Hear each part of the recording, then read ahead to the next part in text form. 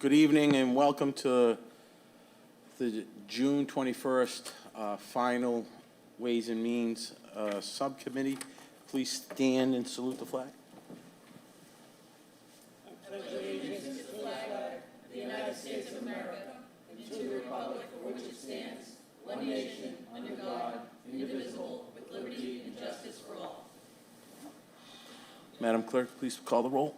Roll call of the members of the Ways and Means Subcommittee. Councilor Morabito? Here. Here. Councilor Powers is absent. Councilor Silvestri? Here. Here. Councilor Zambuto? Absent. President Pro Temp McKenna? Here. Here. And Chairman Visconti? Here. Here. Quorum is present. Okay. I think the first department on the agenda is the Public Health Initiative Department.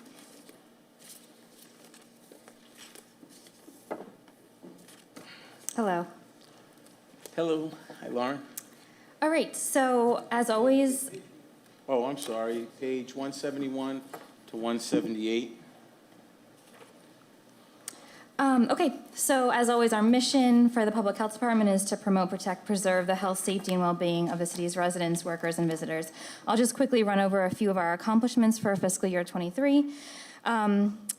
We successfully piloted a new program for us, our childhood immunization program, which operates in conjunction with the Revere Public Schools. So we offered a no-cost, low-barrier access point for families whose children need mandatory school-age vaccines. Really a successful program. This is run by our regional public health nurse. It's the first year that the health department has been able to do this.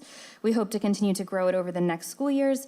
In the notes here, I have delivered approximately 400 school-age mandatory vaccines, but it's closer to 600 at this point. And we have a good, strong working relationship with the Revere Public School nurses and the PIC to make sure that our families who are in need of these mandatory vaccines come through our program.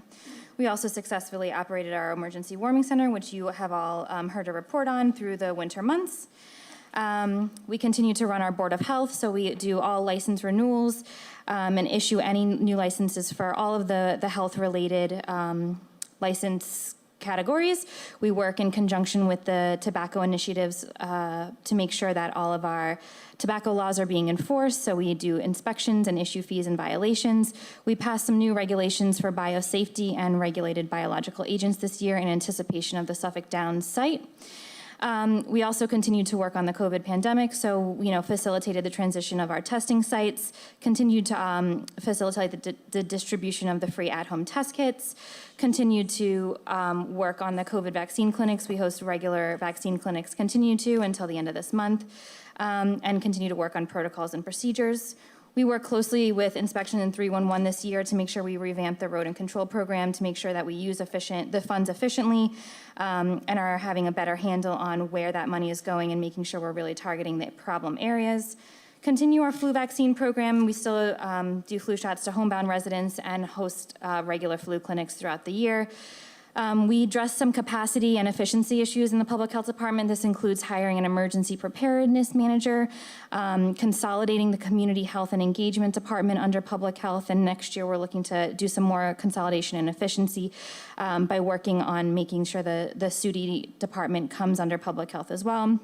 We continue to strengthen our relationships with municipal and community partners, including our work on homelessness, our heat and cooling plan, where we rely on working with partners like MAPC, our public safety work, where we have worked closely with the Revere Police Department with the EAPS grant to make sure we have a behavioral health unit that has support from the Public Health Department and can do outreach work as needed. We continue to operate the mosquito program here in Revere and continue to do our fun stuff, our community outreach like blood pressure clinics, walking clubs, and all that kind of stuff. And in fiscal year 24, I know we're going to continue to make sure we're moving in the right direction in COVID. We're going to continue to standardize our preparedness protocols and methods. We're going to look to expand our childhood immunization program and just continue to increase connectedness and efficiency. And one of the important things that we're trying to do for that is to make sure we have a citywide case management software that every department in Health and Human Services is using when they document for case management work. And that's it.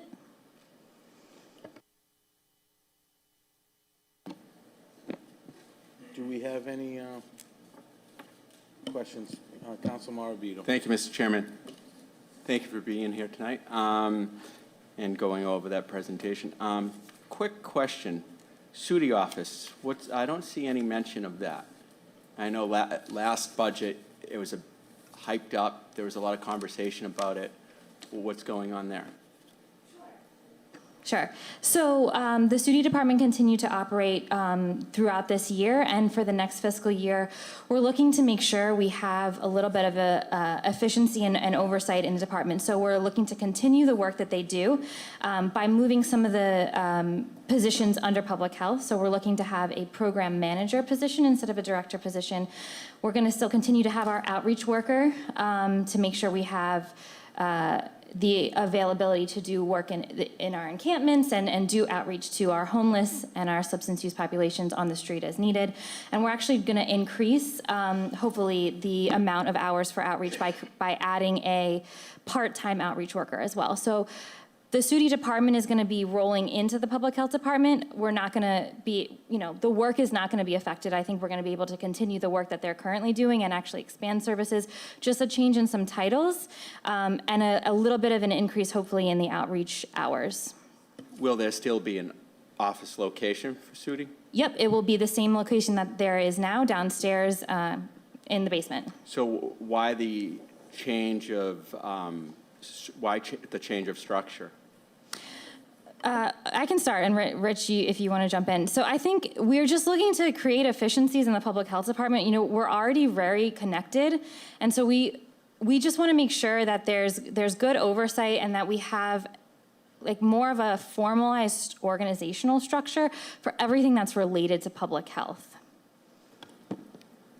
Yeah, just to add to that, I mean, we're trying to create synergies with regard to our administrative staff and our ability to deliver services. So we had 3 departments. We had a community health and engagement, we had Sudi, and we had public health. And it made a lot of sense just to kind of consolidate all those under the Department of Public Health under Chief Buck's administration.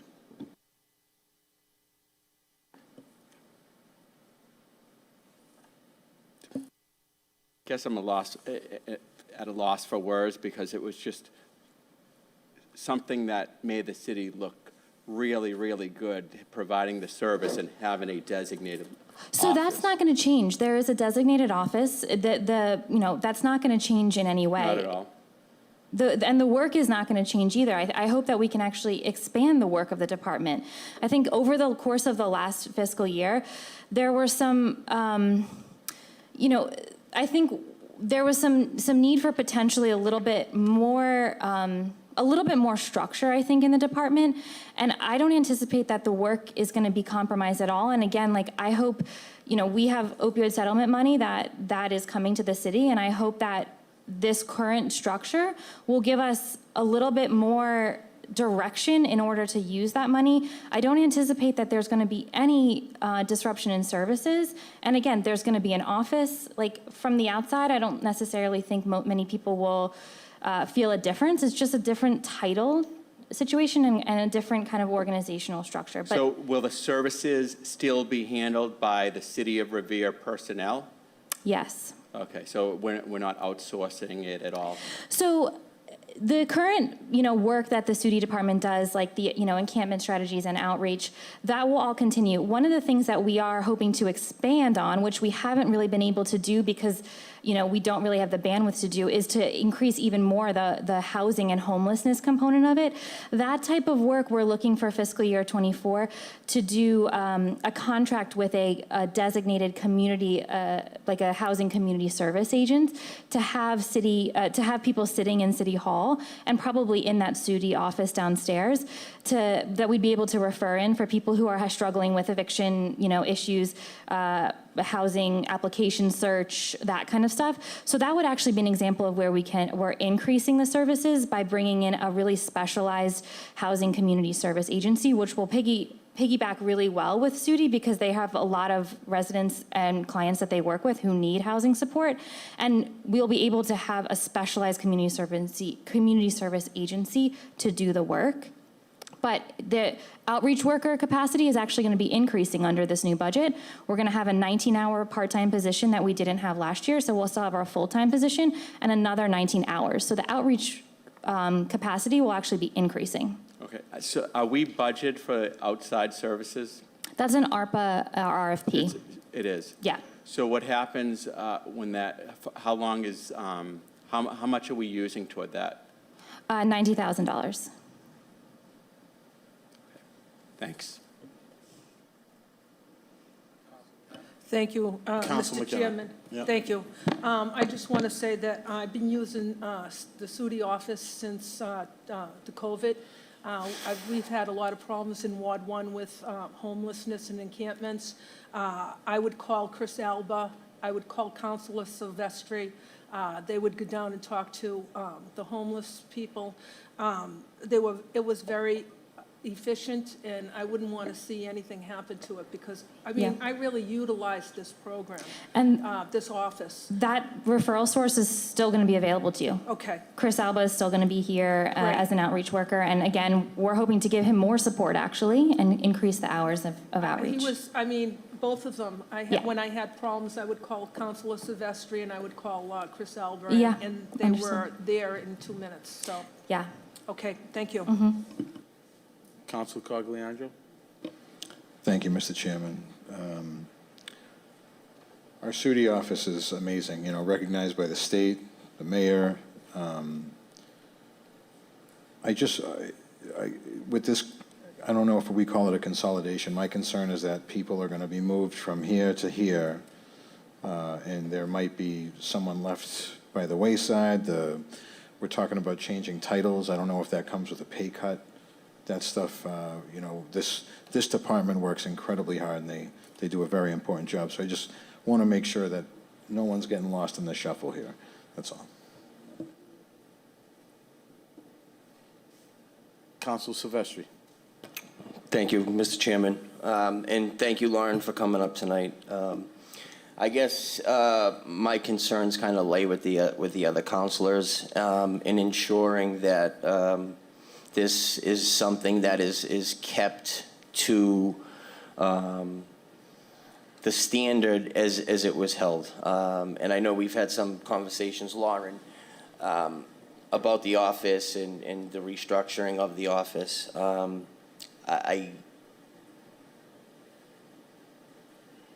For an issue that touches me personally and so many people that I know, as the other councilor said, I'm very concerned that this may get lost in the wayside. And I just hope that that's not something that is done here. It seems like a big restructuring. I was hoping to see more outreach, but I wasn't expecting to see so many, I guess opioid money is now being spent to where? That litigation money? How is that being dispersed and where is that being spent? Is my... The opioid money was put into a trust that we created, and that money still sits there, and in order to use that money, it would have to be appropriated by this body. So for the next council meeting, we will bring you an appropriation order for the use of that money for the fiscal year 2024 operations. But wouldn't we use that money to continue, you know, maybe strengthening, because the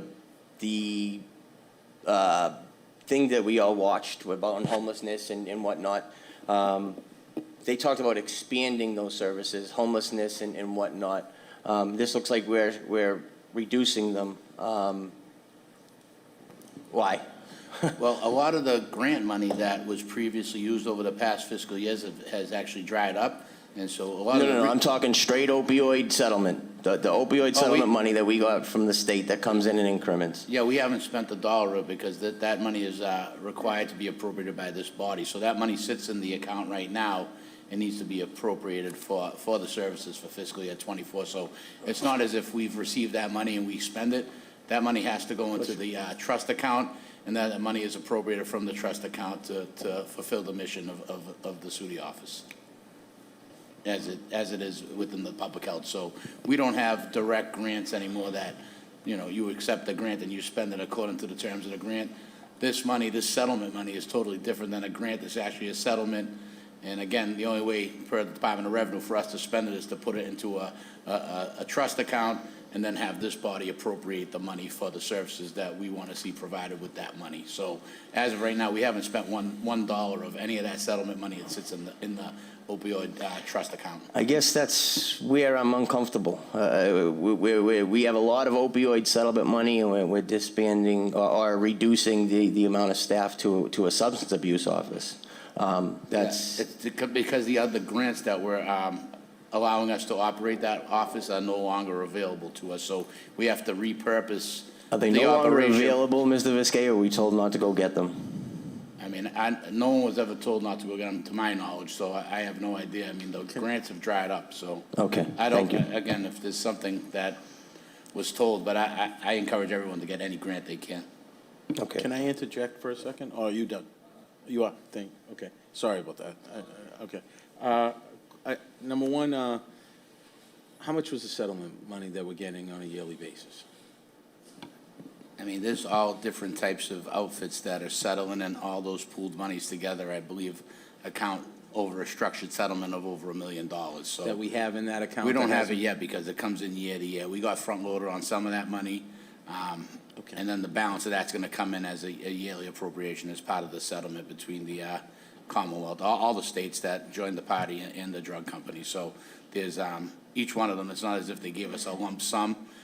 Some people giving us some money, but then it's gonna trickle in over a 10, 12-year period. And I can get you that breakdown of that money, but we didn't get like one lump sum for that Okay. settlement. Okay, that being said, then that money has to be appropriated. It's in a trust fund, and we, as the governing body, appropriate where that money is going to, or you suggest it? That's correct. And where we okay it? Yes. Correct? Okay, is there any, has there been any talks of where that money is being spent? I know it hasn't been presented to us, but what is the objective with that money? Does anybody know? Well, several of the employees here within the public health budget through the other Well, that was gonna be my next sources. question. Yeah, and the breakdown of all the other sources you have in that separate document, it'll show you which different funds are supporting which different employees. Okay, yeah, and if you can just refresh my memory on the other sources. I mean, the department has obviously grown, Lauren, and that's understandable. My concern is obviously the $451,000 that is being paid by other sources. Sort of like similar to the other departments, these are whether they're being paid by opera funds or other sources in terms of the settlement. My concern is those positions getting switched over to the general fund and being put in the budget and increasing that budget by that amount. It's a significant amount, obviously. So is there any intentions, and what the intentions are later on down the line, to try to avoid that? I mean, to be honest with you, this budget is being carried forward as the plan that was set with the prior administration. We're not trying to do too many changes to anything until we know who's in charge in January. So what we're doing is maintaining what we've budgeted and proposed until such time that someone has to make those decisions. Because your concerns are the same as our concerns. We have $30 million worth of money that we have to spend by a certain amount of time. Some of those positions are salaried positions. Something has to happen with those positions in future years, and I think that's going to be the challenge for the next mayor, to figure out which get absorbed into the budget, which get eliminated, and which are funded by other grant opportunities and such. So, we're in an awkward place right now with a lot of this stuff. So, I mean, I think everyone has the concern that anyone who's paid off of a grant or a settlement or what have you, there's certainly deeper conversations that have to be had to perpetuate that good or service. So we're in a sense, we're trying to hold pat until we can get some direction, because otherwise we don't want to be too drastic. I can understand that, Mr. Viscay. I mean, you look at it now. Help me refresh my memory on the Sudi office. The fact that it's come into the public health department. I guess if you want to consolidate it, that's fine. My question is there a reduction in employees as well, or are you cutting people? I don't know how many, I can't recall, let's say, how many were in the Sudi office last budget. Is that, and how many are coming over into your department now? Are we losing people, to my knowledge, or is that, how many people are we losing in the transfer? I don't think we're losing anyone in particular. I think it's just absorbed into I believe there were 2 full-time people in that Sudi office, as well as 2 part-time people. So there were 2 full-time and 2 part-time. Actually, sorry, can I just interject? Oh, go ahead. Yeah. So there was actually, I think, 3 full-time people over the course of the last year, which included 1 full-time outreach worker, and then a 10.5-hour employee who did a little bit of everything. So that was the fiscal year 23 Sudi department. So 3 full-time, and then 1 person that was like less than part-time. Less than part-time. Yeah. 3 full-time Yeah. FTEs and 1 less than part-time. And we're going to two full-time and 1 like a full part-time 19-hour position. So there is some consolidation. Okay, and 1 part-time. So there's some, yes. You, of course you may. Thank you. Hi. Could you tell me if those 2 full-time positions you have to hire? Because I heard through the grapevine that 2 full-time positions, and I don't know if they were full-time, were let go because of family leave. Sorry, do you want to? And Can I mean, that could be. I don't think we're going to discuss personnel matters in front of the council. And that's fine. So let me ask another question. Let me go a different way. The people that were there, okay, in the Sudi office last year, being transferred over this year. So so are there people that are over there, that were there last year? Are those similar people being transferred over into your department now? Let's ask that question. Not all of them, no. Not all of them. Okay, so in other words, we're letting go somebody. Is that my understanding? I mean, I'm trying to understand what we're doing. That's all. Well, we're consolidating the budget to try to create efficiencies, and you could say we're letting go someone, or if someone left, but the idea is that... I don't know if it's a grant position. I don't know what the situation... The whole Sudi office was funded by grants. Okay, and yes. that's going to be my next question, but go ahead. So like I explained, some of these grants have expired and were not renewed or not awarded, so we're supplanting some of that grant money, and the idea would be to use some of the opioid settlement money to continue the mission of the Sudi office. That's fine. You know, some of these departments were 2 people, 3 people, and, you know, as far as doing administrative work and pooling resources, we're trying to, you know, we hear the message loud and clear. We're trying to be as efficient and effective as possible with the funds available. I understand and not questioning that. It just looks like we're scaling it down a little bit, and I don't know the names of who the people are. I don't know what the situation is. If we had 3 people and now we have 2, it looks like we're losing 1 position. Is that my understanding? That's all I'm saying. And I don't know who that person is, to be honest with you. So to me, the person is irrelevant. Okay, if I can just comment about, you know, what Rich is saying about it creating more efficiencies, and I think over the course of the last year, we recognized that some of the positions that were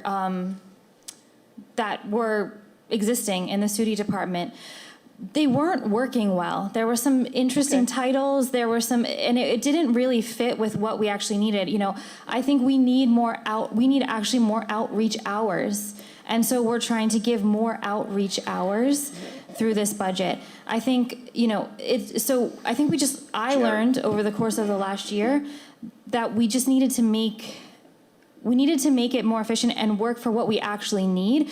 You know, the public health department is a big department now, like you said. We have some admin support that we can give Sudi now that they're under us. You know, we've got a deputy director of our department, we've got a clerk, and so hopefully those, those roles will help the Sudi deficient, now that it's all rolled together in public health, there can be synergies there, and there can be people working together a little bit more, where we're still actually giving more hours to the thing that we need boots on the ground, we need people in the street, and we're trying to give more hours there with this budget. Okay. Like I said. One other go thing ahead. that's worth mentioning is that in previous budgets, we had a social worker that was split up between various departments, and Health and Human Services, that's all been consolidated in here because, and I'll let Lauren speak to it a little further, but that social worker was, primary focus was on some particular departments and not so much others, so that one social worker now is under Lauren 100%, and it's not spread out between 5 different Health and Human Service departments like veterans and elder services and such. So again, it's just trying to pool these resources and deliver the most efficient services we can with the funds we have. Yeah, and that's a great point, that the social worker was kind of exactly what Rich said, was split up a little bit under the previous year's budget, and this year, because of the way that we kind of put her into the budget, we're hoping that the social worker can have even more dedicated hours. We'll be sitting in that department, and so, again, just more synergy and efficiency. We know that people, that clients that the student department sees need social work support, and so hopefully this will be able to give more hours to that. Okay. One of my, I guess, one other question is, I guess somebody said that the grant funding has dried up. Can you ask me, can you tell me why? Like, have we gone out and, I know this department, or the Sudi department, was grant funded pretty much for the last, how many years, Rich, if you can answer that? As long as I've been here, so it was 5 previous years. How come all of a sudden it's the money? I gotta believe that there's money out there for this, type of outreach. Yeah. So we have grant writers in the city. We got, I'm just trying to understand why it's dried up all of a sudden. And how do we go get more money? Because I got to believe that there's money out there. So what's the process on getting that grant money? I mean, I got to believe the state's willing to give cities grants for this cause. I mean, I would think.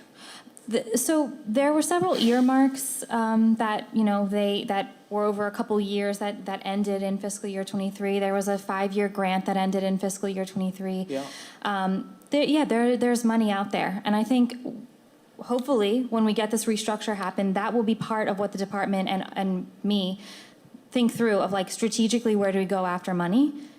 There's money out there that we can go after. Yeah, and my only reason for asking is to avoid it going into the general fund. It's not something that, I'm not saying that you're not doing your job or anything like that. What I am saying, my concern is the funding cliff that may happen here, and how do we avoid it and make sure that those people are still on staff, but it's on somebody else's dime. So that's really where I'm going with it. Nothing that, I'm not implying that you're not doing your job, Lauren, by any stretch of the imagination. What I am saying is it's been, the grant money has been out there for 5 years, and now all of a sudden we don't have any. The obvious question is why, when we know that there's still money out there, and how do we go get that money so we, as the city and the taxpayers, don't have to pay that when there's money out there? That's all. Does that make sense? It makes sense to me, Mr. President, and Mr. through Chairman, you, but that's okay. Yeah, through you to Lauren. I'm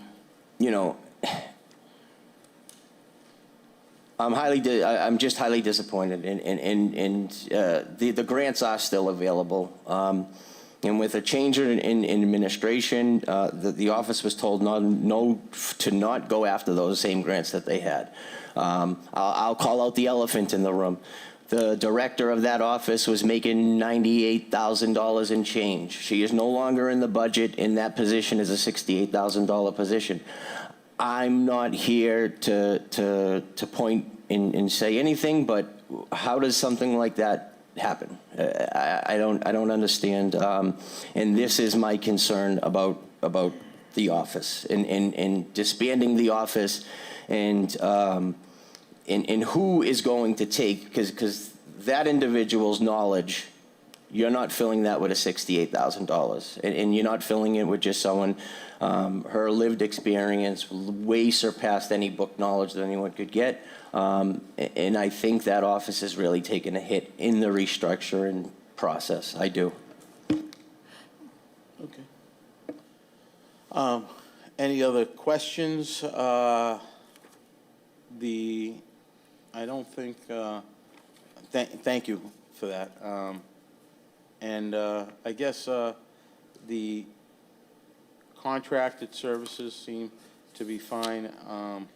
And I think you have a line item in here that you never did before for pest control.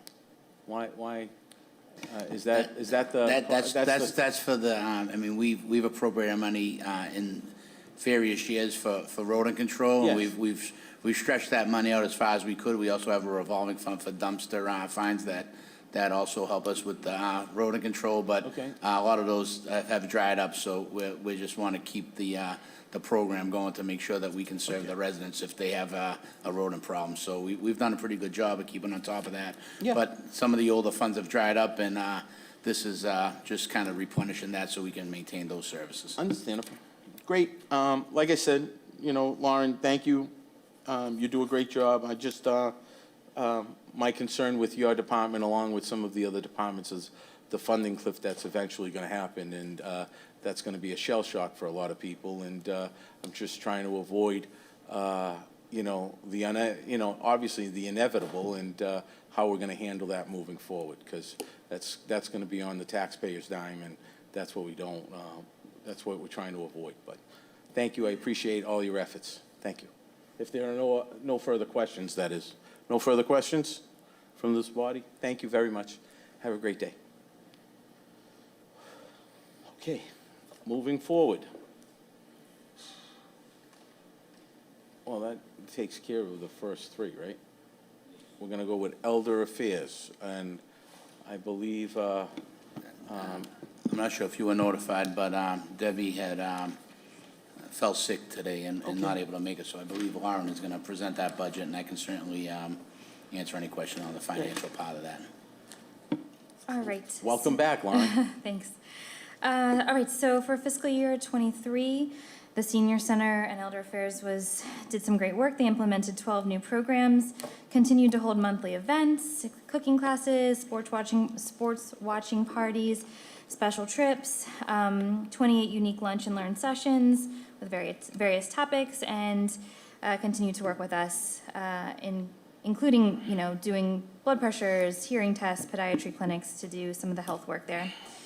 For fiscal year 2024, they want to continue to aim to promote diversity at the Senior Center, continue to provide resources, or actually increase the resources for mental health support, and to make sure that they blend the Revere elders and students in a mutual enjoyable weekly activity group to promote friendship and shared learning experiences.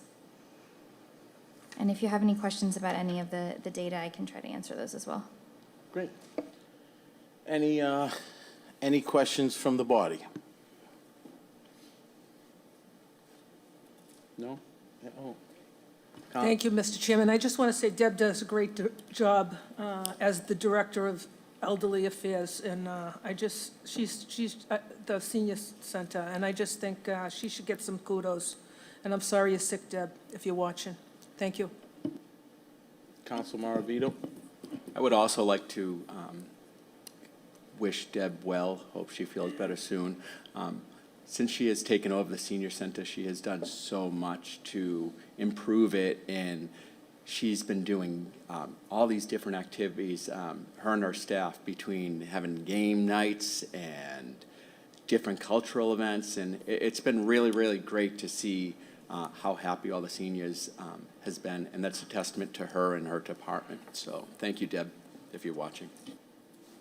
Okay. Any other questions? Seems to be pretty much level funded. The only one question is that other source in that salary department, is that, and I don't have my my schedule that you gave me in front of me, so I don't would have you to give it just- with me, but would you I refresh do my- know that that is that's part of the Elder Services formula grant that they receive annually.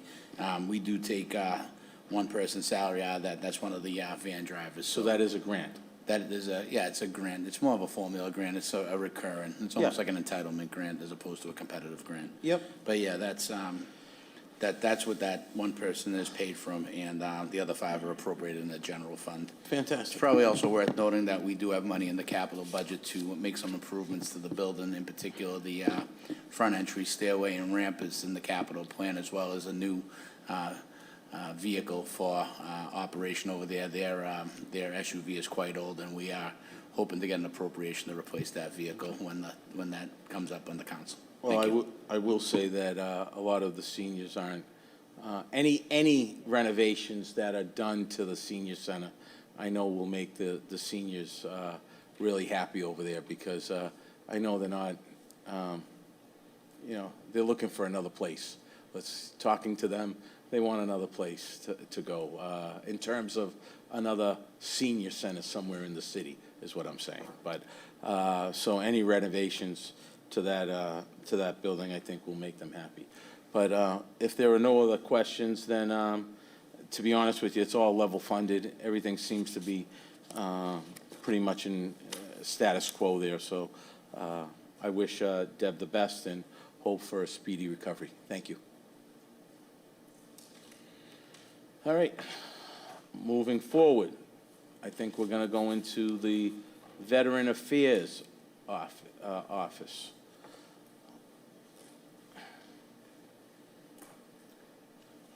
Does anybody?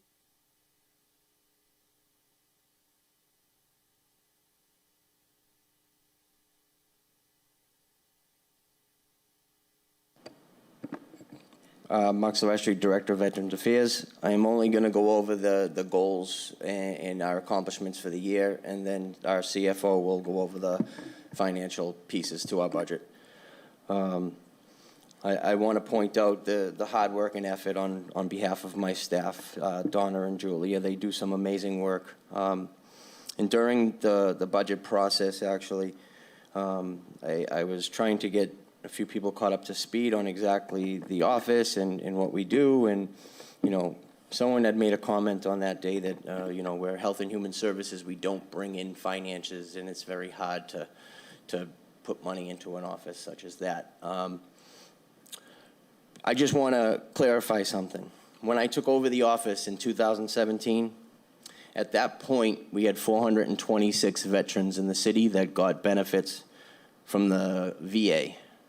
That was in total of $489,000. The following year, that number went up to 500,046. 2020 went up to $707,513. And I'm proud to say in this year, we have just hit a mark of $1.246 million. Now, you can say we don't bring in revenue for the city, but that money is monthly. That $1.26 million is a monthly benefit that comes into our veterans of the city. And where do you think that money gets spent? How do you think they pay their taxes, their excises, their registration? So we've done yeoman's work in that time. We filed 1,162 VA claims. And I just want to touch base real quick on our after 5 o'clock, the 2 nights that were extended. So far, we have done 9 walk-ins, 10 appointments, and 21 phone calls. So I believe that is working. It's given veterans who get out of work from between 4 and 5 o'clock the opportunity to come up and see myself or the other workers in the office and get their claims and issues taken care of. When prior to the 7 o'clock extension, they weren't able to do that. Other than that, again, I'd like to give huge kudos to Donna and Julia in my office, because they do some amazing work. And without their support, the office doesn't work. Thank you. Thank you. If I could briefly, it's a pretty flat budget for Veterans Affairs. like Mark says, he does bring in money, albeit through different avenues. All of the money for veterans benefits is either 75% or 100% reimbursable to the city through the cherry sheet. So whatever money we spent on those benefits, we realize those dollars coming back in future year cherry sheets through the reimbursement process. But staffing is the same. Appropriation amount for services is the same. And matter of fact, I think we're down $1,000, but that was with the okay of Mark from Veteran Services. So pretty vanilla budget, but happy to answer any questions on that. Okay. Council Morabito. Thank you. Go all the way down. I just have feedback, you know, the Veterans Department may not bring in revenue, but can you really put a dollar on the sacrifice veterans have made and their families?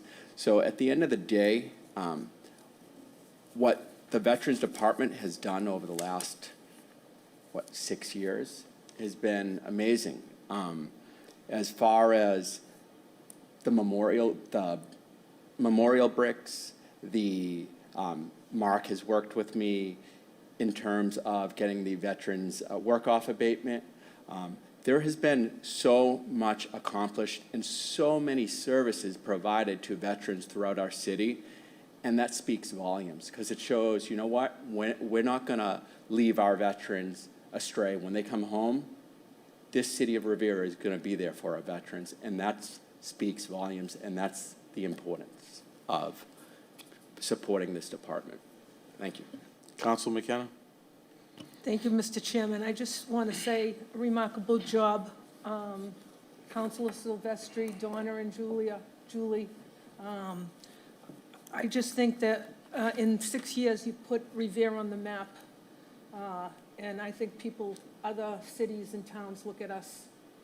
So, is it 8 years? Yeah, 8 years. I made a mistake. No, it's 2017, 6 years. Thank you very much. Council Cogliandro. Thank you, Mr. Chairman.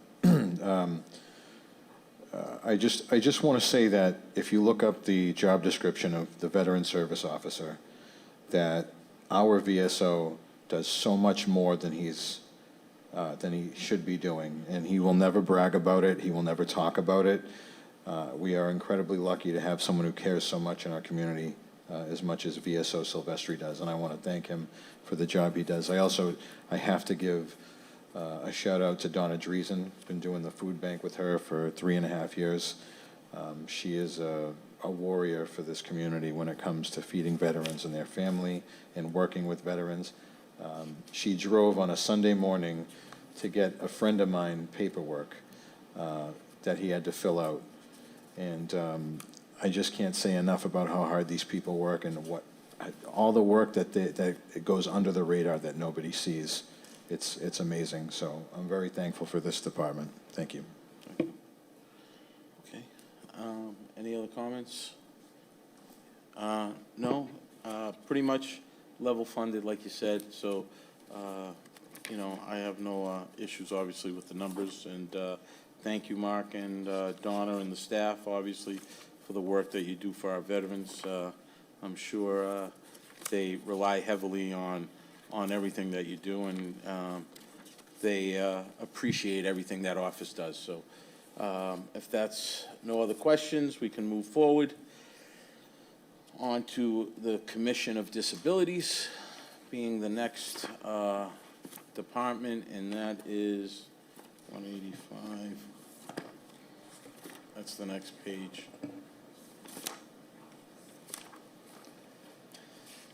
Very big budget.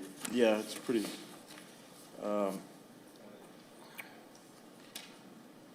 Welcome, Ralph. Thank you. Good evening. Okay, I'm sure you noticed there were some changes from the budget from last year to this year, and it was mentioned by Lauren. The consolidation with the social worker has been taken out of different departments, so that's why there's a decrease in the overall budget. She's not now getting divided into different departments, so there used to be monies allocated to the Commission on Disabilities budget for her pay, so that's why there's a decrease in the budget on that. The mission statement is, as always, it's the increase opportunities to move barriers for people with disabilities by facilitating full and equal participation in all aspects of life with the city of Revere. 2023 was another year of some accomplishments trying to come out of COVID. We continue providing resources and needs to disabled residents due to the COVID-19 pandemic. Most of the needs were food-related, establishing how to get handicap signs, the process, and placards, and a lot of calls on how to apply for Social Security benefits. So I've been trying to take care of that as much as I can, helping to do that. I've also worked with the Revere Beach Partnership and Save the Bay, Save the Harbor on implementing policies and procedures to try and make it more accessible. I've been on a few of those meetings through the year, making suggestions to them of some things that I'd like to be seen done down the beach.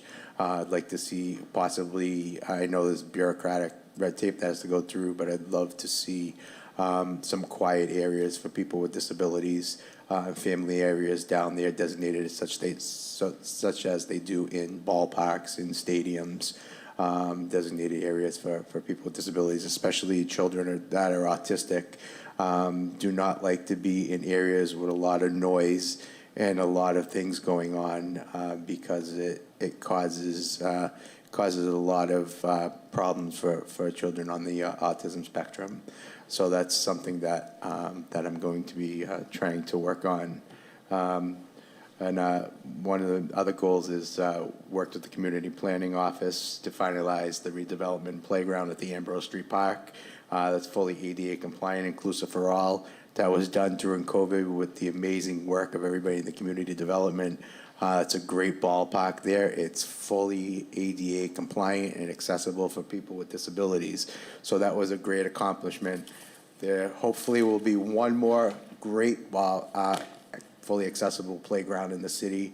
I'm going to keep their feet to the fire, HYM, so I need you counselors to help me. That was part of the original agreement that they were going to be putting one in the middle of Revere and East Boston, so it's fully accessible for both towns. So I'm hoping for the counselors to help me keep them true to their word in the original agreement to put that down there. Fiscal year 2024 goals and objectives, as always, to become full-time regularly staffed department within the city of Revere, be able to continue providing the necessary time and resources for the disabled residents of Revere.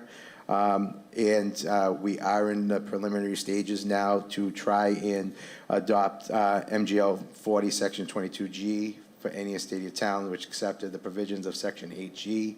I know we had discussions with Rich last year. He was going to try and look for the final numbers for me that's been collected for handicap placard misuse and handicap violations.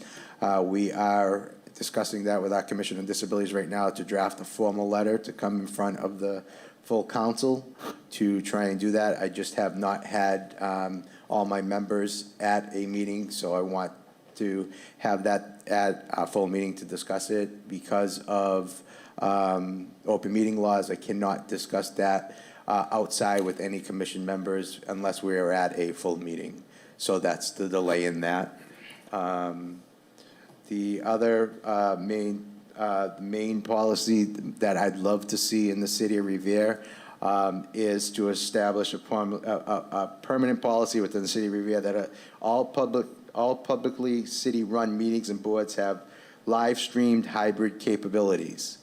This is something that needs to be done. We are in year 2023 going into 2024. This will bring all residents of Revere to be able to be part of the community for meetings, and will have access to be able to join in that cannot come to a meeting in person for various reasons, for physical disabilities, mental disabilities, or other reasons, not only for people with disabilities, but all aspects of all residents in the community, whether they don't have childcare or they don't have they have elderly family members that they need to take care of. This is something that should be done. This is being done in several communities around the Commonwealth. There is money out there that can be had for this, to get grants, to get any technology that's needed for the council chambers, for the counselors. So that should not be a stepping stone for money that cannot be found for it. So this is something that I am going to keep harping on to try and get done. So now that I gave my big spiel, just one other thing that, Rich, that I wanted to discuss with you is on the salaries. The salary that's listed for the chair is not the salary, it's half of that. Because when this department was established, it was a co-chairs. So, but we had lost a co-chair, but I had made a stipulation to have a chair and a vice chair, so that salary is split in half between two of us. Okay. So that basically says that I do the work for half of that. Okay. Thank you. Council Morabito. Thank you, Mr. Chairman. Ralph, I just want to say, when Mayor Arrigo first brought this to my attention, and he was thinking about creating the Commissions on Disabilities, and I know you were you were a mastermind behind the creation of this. I was very intrigued by the idea, because watching the council meetings in the past, the only one who really advocated in the pet was Ira, because he dealt with it every single day and understand how important it was to make sure those living with a disability were taken care of, and he did that every day. So when this came to fruition, I was very, very happy to see this, because it took off, and the services we provide and how much has been accomplished is unbelievable. And I'm just glad it's continuing to go strong. We're still helping people. One question I do have, can you elaborate to the viewers on the process of getting a handicap plate? Yeah, what I also do, every one of my meetings, I make sure that I reiterate this. Now, you're talking a handicap plate and placard, Like not a sign. in front of their house. Oh, that's a sign. A sign, Yeah, a sign, yeah, I A apologize. sign is different, yeah. First thing that they have to do is they have to have a handicap plate or a placard. Once they have that, they can notify me. There's an application process that has to be filled out. They can, if they have the computer, I have it on the Commission on Disabilities website that they can download. There's a driver-only application and a passenger-only application. And there's also a medical form that their doctor fills out. And there's also information that I have on there that's need to know before you fill out an application what the criteria that have to be met in order to be approved by the Traffic Commission to be able to qualify for a handicap sign.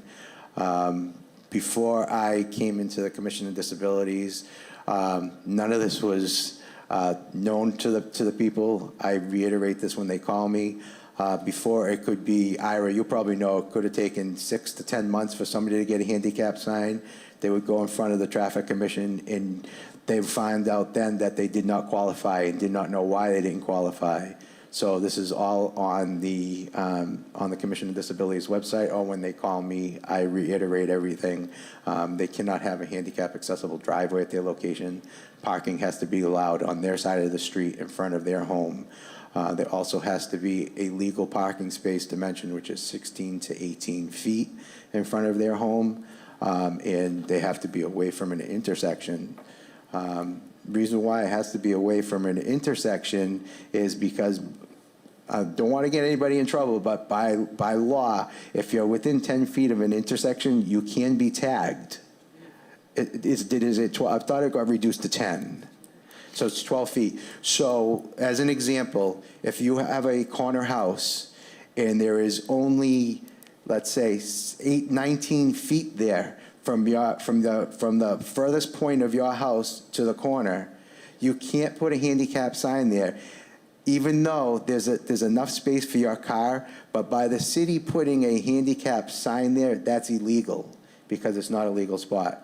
And I try my best to explain this to people. I hate being the bad guy, making them go through the process and then having to go to the traffic commission and it gets denied. But that's what I try and do.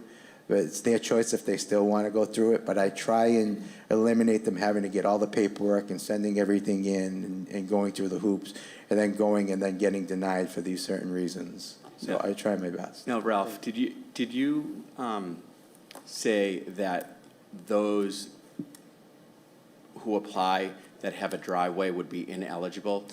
They would be ineligible unless it's not handicap accessible. So there's criteria that makes a driveway handicap How accessible. about if they were like on a steep hill? Right, that's not Okay. handicap accessible. Okay, Yeah, there's a 'cause certain slope. Yeah, there were a few people that I came across that said they were ineligible because they had a driveway. So Yeah, so- and they were on a steep hill. It So- depends on- and I'm like, it- wait a minute. yeah. You know, No, it depends on the pitch. Yeah, because everything, I would go out, I've gone out to a couple of them if there's a pitch, and also there's a lot of criteria. Their driveway could go down all the way in the back as a pitch, but up at the top, wherever it is, there's enough level area. It's not the full driveway, so the driveway can go down in the back, but if they have at the top, there's enough spot for a handicap spot. Thank you Thank very you. much for clarifying that. You're welcome. All right, Ira? Thank you, Counsel. Mr. Chairman. I'm sorry. Tell you, Mr. Chairman, through you and, to Ralph, I've been involved with the Commission on Disabilities since Stephen Rich was the first director of Handicap Affairs, and that's what it was called back then. Way back when, I don't even remember the year. It could have been back in 78, 79. And Stephen was the one that got the elevator put in here at City Hall. And just as a sidebar, I was a little disappointed when I saw his sign that was put up at the corner of True Street and School Street taken down when they redid the sidewalks and the intersection. But I've requested that to be put back up. But anyway, one thing you didn't mention, and I thought it's very important, is many times I get phone calls from people who said, and it's quote unquote, somebody's parked in my handicap space. And I'm sure everybody gets that. And I have to tell them the bad news, that even though you have a handicap space in front of your house, and you're the one that applied for it and got it installed. Correct. It's not your handicap space. Yeah, It's thank you. it's a public space that any handicap vehicle can park at. Correct, and that's that's also one of the things that I have noted on my I have paperwork. to deal through that Yeah. all the time, and I know in Boston at one time, they used to actually put They used to put the people's plates plates. number on it, but the state made them take it down. The reason why they took it down is because it became an ADA violation. Right. Discrimination. Right, so, but I just want to make that point clear, but thanks to Stephen for recognizing myself as, one of the effort people, to support this organization. And I know when Cindy Tatelman was there, Stephen and Cindy weren't as capable as you as far as activity, and because they were disabled, and they couldn't get out like you can get out. Knock on wood, I didn't walk for Thank 1 God. year back in Thank God. 1990. And they both did a wonderful job helping people, and you're helping people, and I congratulate Thank you you. for that, and extending the Commission on Disabilities more so to the people than it was in the past, and not reducing anything that they did. But I just want to thank you for it. Thank you. You're doing a good Thank job. And you do deserve more. 'Cause Thank you. Thank you. Thank you, Counselor. Thank you, Mr. Chico. We appreciate everything that you guys do over there, so thank Thank you you. again. All right, thank you.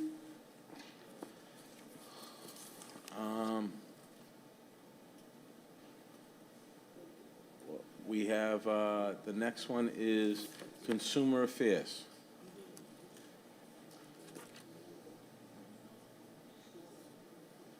Welcome. Good evening, Mr. Chairman, members of the council. I'm Alan Fitzmaurice, Director of Consumer Affairs at 25 Winthrop Ave.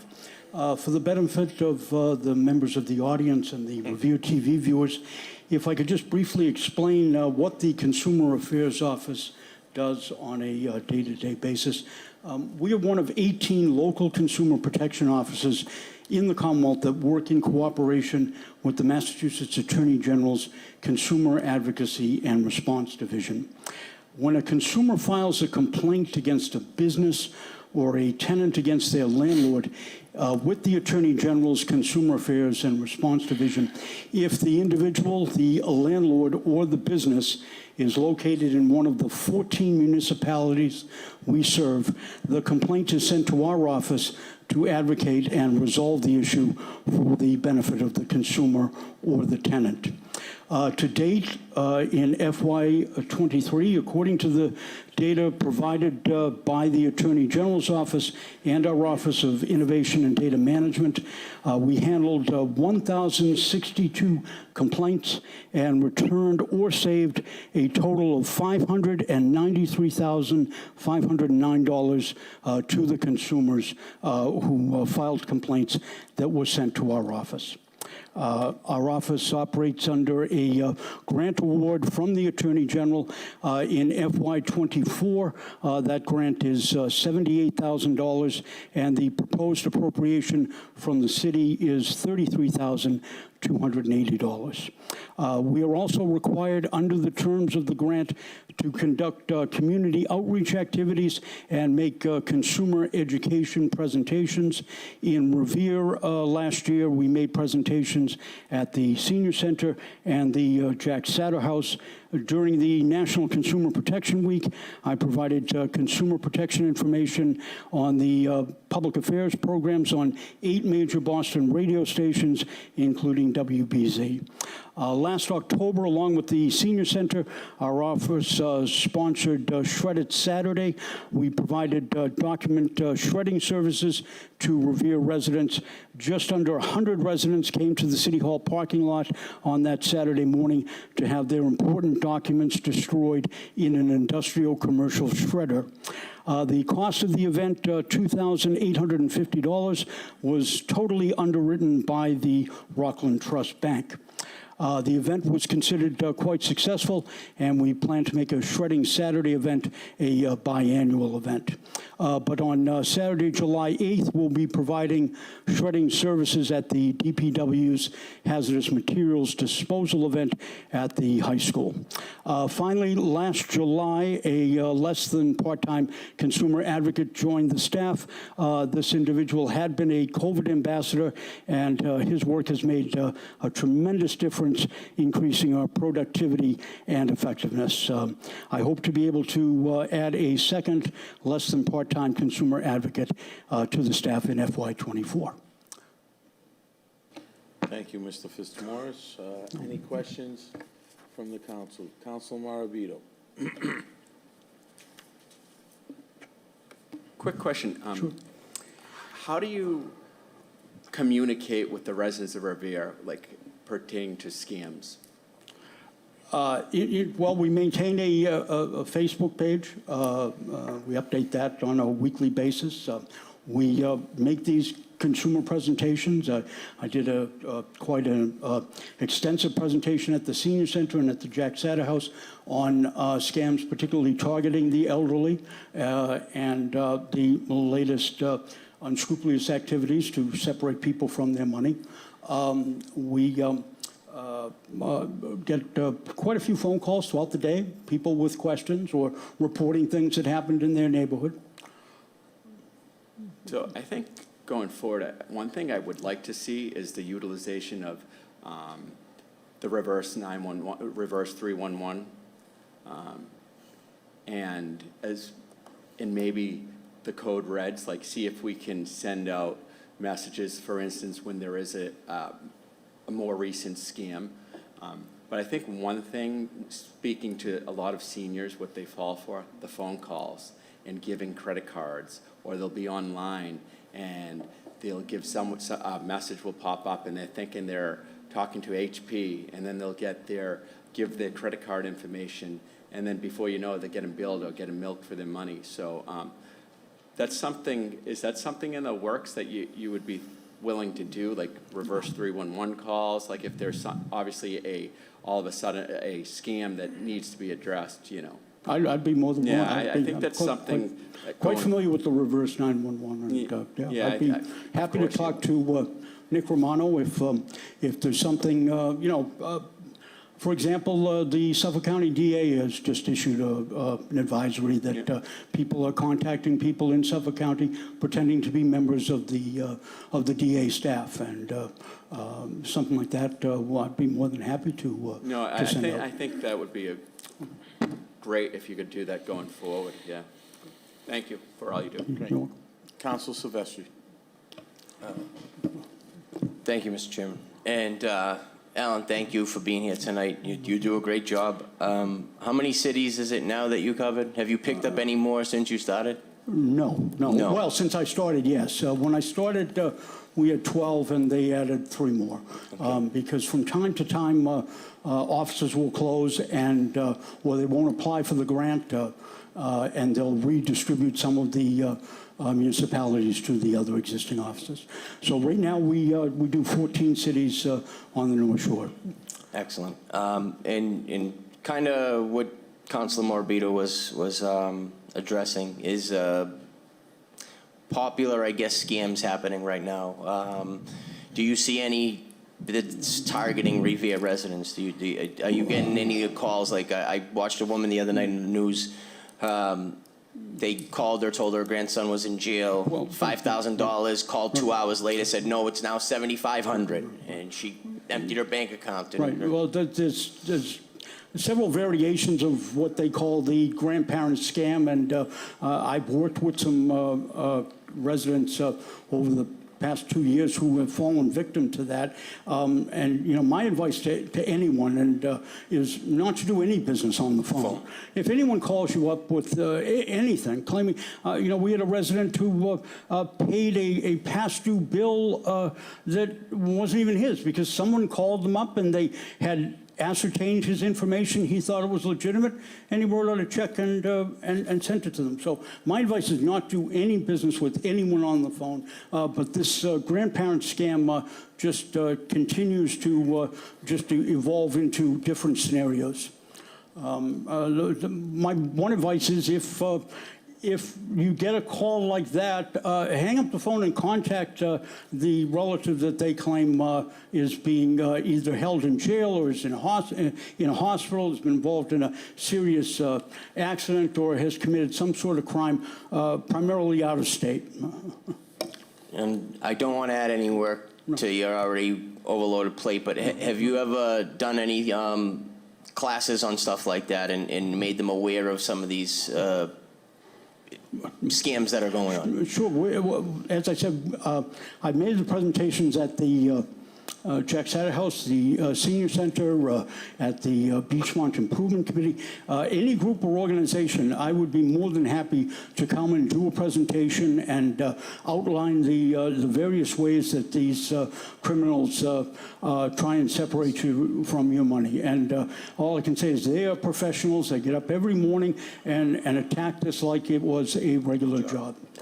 Thank you, Alan. You're welcome. Council Zambudo. Thank you, Mr. Chairman. Thanks for coming now.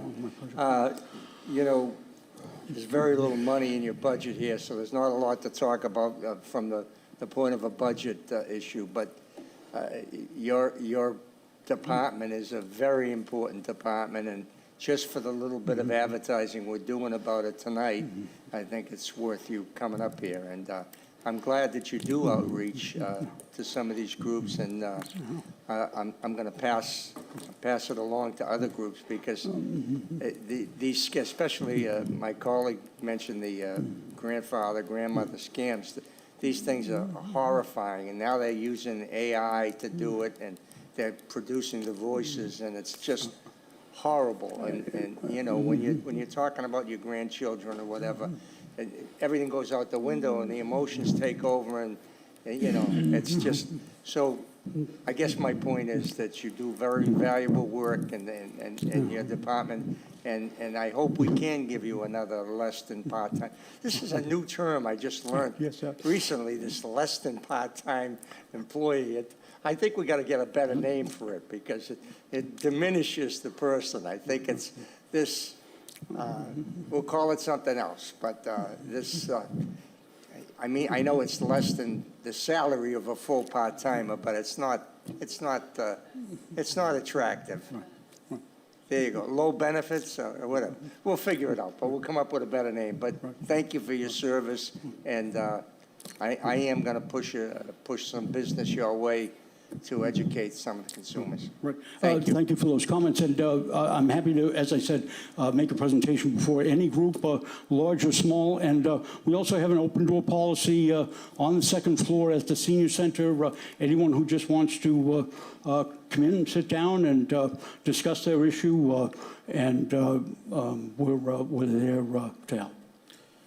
If there are no other comments, thank you, Mr. Fitzmaurice, for the work you do in that office, and we appreciate it. Thank you. Okay. We have the Human Rights Commission has been, there's nothing. It's level funded, and there's, we can move. Any questions on HRC, Human Rights Commission? Hello? I don't think, Rich, nothing to really. And it's basically level funded from last year. It was 10,000. It was cut to 1,000, and we just carried that forward for fiscal year 24. Great. Okay, let's move forward. The library. That's page 202. Moving forward. Hello. Welcome. Thanks. I'm just going to share my accomplishments. Go ahead. Floor's all yours. We added a ton of program services to our patrons of all ages. We serviced an average of 6,400 patrons in FY2023. We hosted 2 successful ESOL programs, both running for 10 weeks at a time, or for 10 weeks long. We now have high school interns who come during a period of their school day. We collaborated with the Chelsea Revere Network to host an Arabic club. We partnered with both the Digital Navigators and YouthWorks in order to provide our patrons with the digital needs and provide our high school students with job opportunities. We created 2 new positions, a young adult librarian to service our teen population and an adult services librarian to service our adult patrons. Both new areas of the library have brought new energy to the library, and we are now able to provide more services to the community. We added special programming for our older kids, which are ages 6 through 12, including a makerspace program, Lego club, and crafts. 2 of our teen employees started a social club for our high school students, where they're able to earn their high school required community service hours. We added diverse books, outdoor games and activities, VR headsets, Chromebooks, Nintendo Switches, and other items to our collection for public use. We started a monthly newsletter, which has helped to increase our outreach capabilities. And on a personal note, I received my master's degree in library science and am in the final stages of becoming a certified librarian with the state. Thank you. And for the physical changes in the building, we added a study room, which our patrons are able to reserve through our website.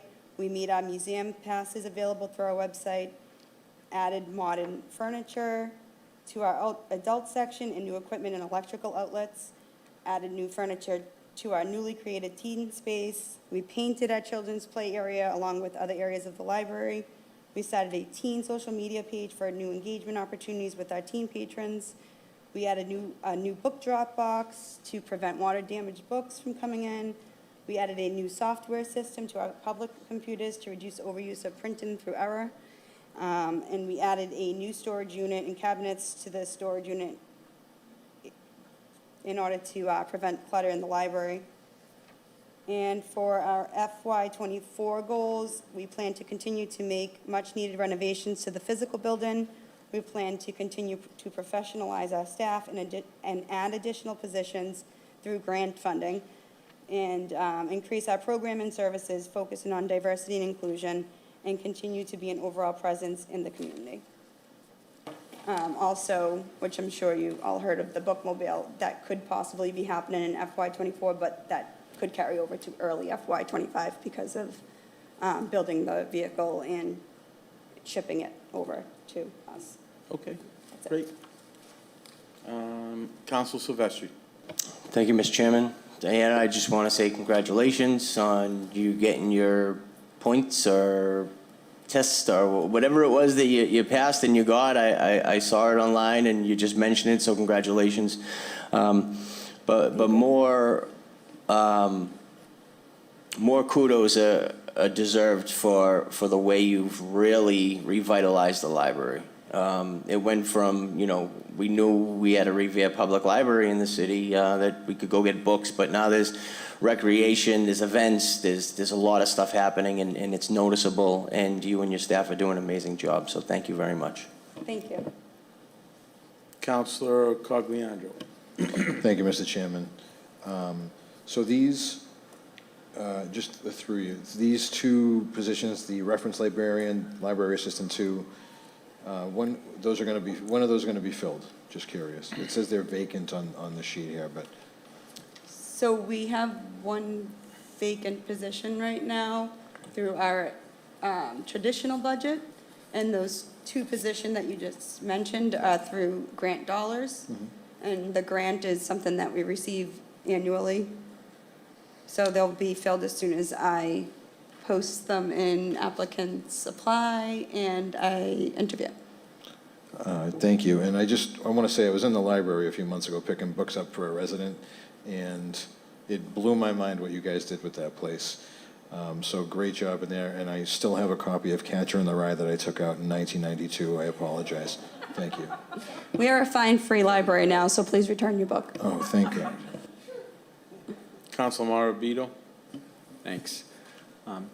I have to agree with you when you mentioned online presence, because over the past few years, the online presence has been incredible, and the promotion of all the activities going on at the events. There's a lot going on, and that's what we want to see, up here. Quick question. You mentioned the possibility of the mobile bookstore, right? Are we doing anything right now are we partnering with any senior living facilities like Jack Satter House or our senior center? Are we doing any kind of programs with them? I cannot wait to do programs with them as soon as we have a purchase order in hand and actually physically order the bookmobile and we know it's coming. I'm going to start reaching out to those places you just mentioned and hopefully build relationships. Well, we have relationships, but build stronger relationships with them. And we definitely have plans to have schedules that go around to the senior center, assisted living, all the school departments, all throughout the city. And we have to do a little bit more homework as far as where we travel to and which kind of relationships we build. But that is definitely on the agenda to do. Okay. If there's any way I can help, please let me know. Thanks. Thank you. You can write a check for half that. I'm kidding. I don't have the money you have, Mr. Visconti. Wow. Cool. All right, touche. All right. You don't have the 4 kids I have, too. All right, but move forward. Councilor McKenna. Thank you, Mr. Chairman. I just want to say you're doing a great job, and I just want to give you a little bit of nostalgia. Back in the day, probably when I was 19 or 20 years old, they used to have trailers, and there was one in Beachmont, and it was a library. And the kids, it was utilized all the time by kids, but it was down in Beachmont, and it was a trailer on a park, and it was all books and everything. They had a librarian. They had, they would have animals come, and it was just wonderful. So I was just saying, maybe you could think about something like that. Absolutely. I've heard about that. Oh, it was great. Over the years, yeah. Thank you. Yep. Thank you. No further questions. Thank you, Diana, for the work, and it's great to see that you revitalized that library. So kudos to you and your staff. Thank you. Great, thank you. Okay, Parks and Rec.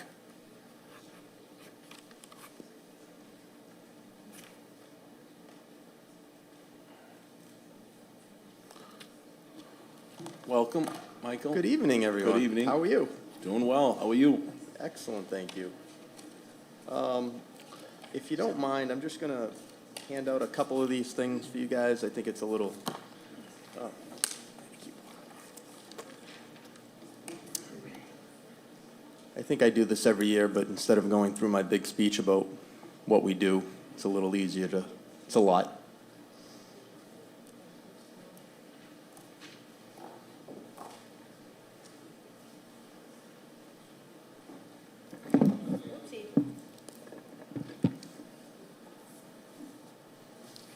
Thank you.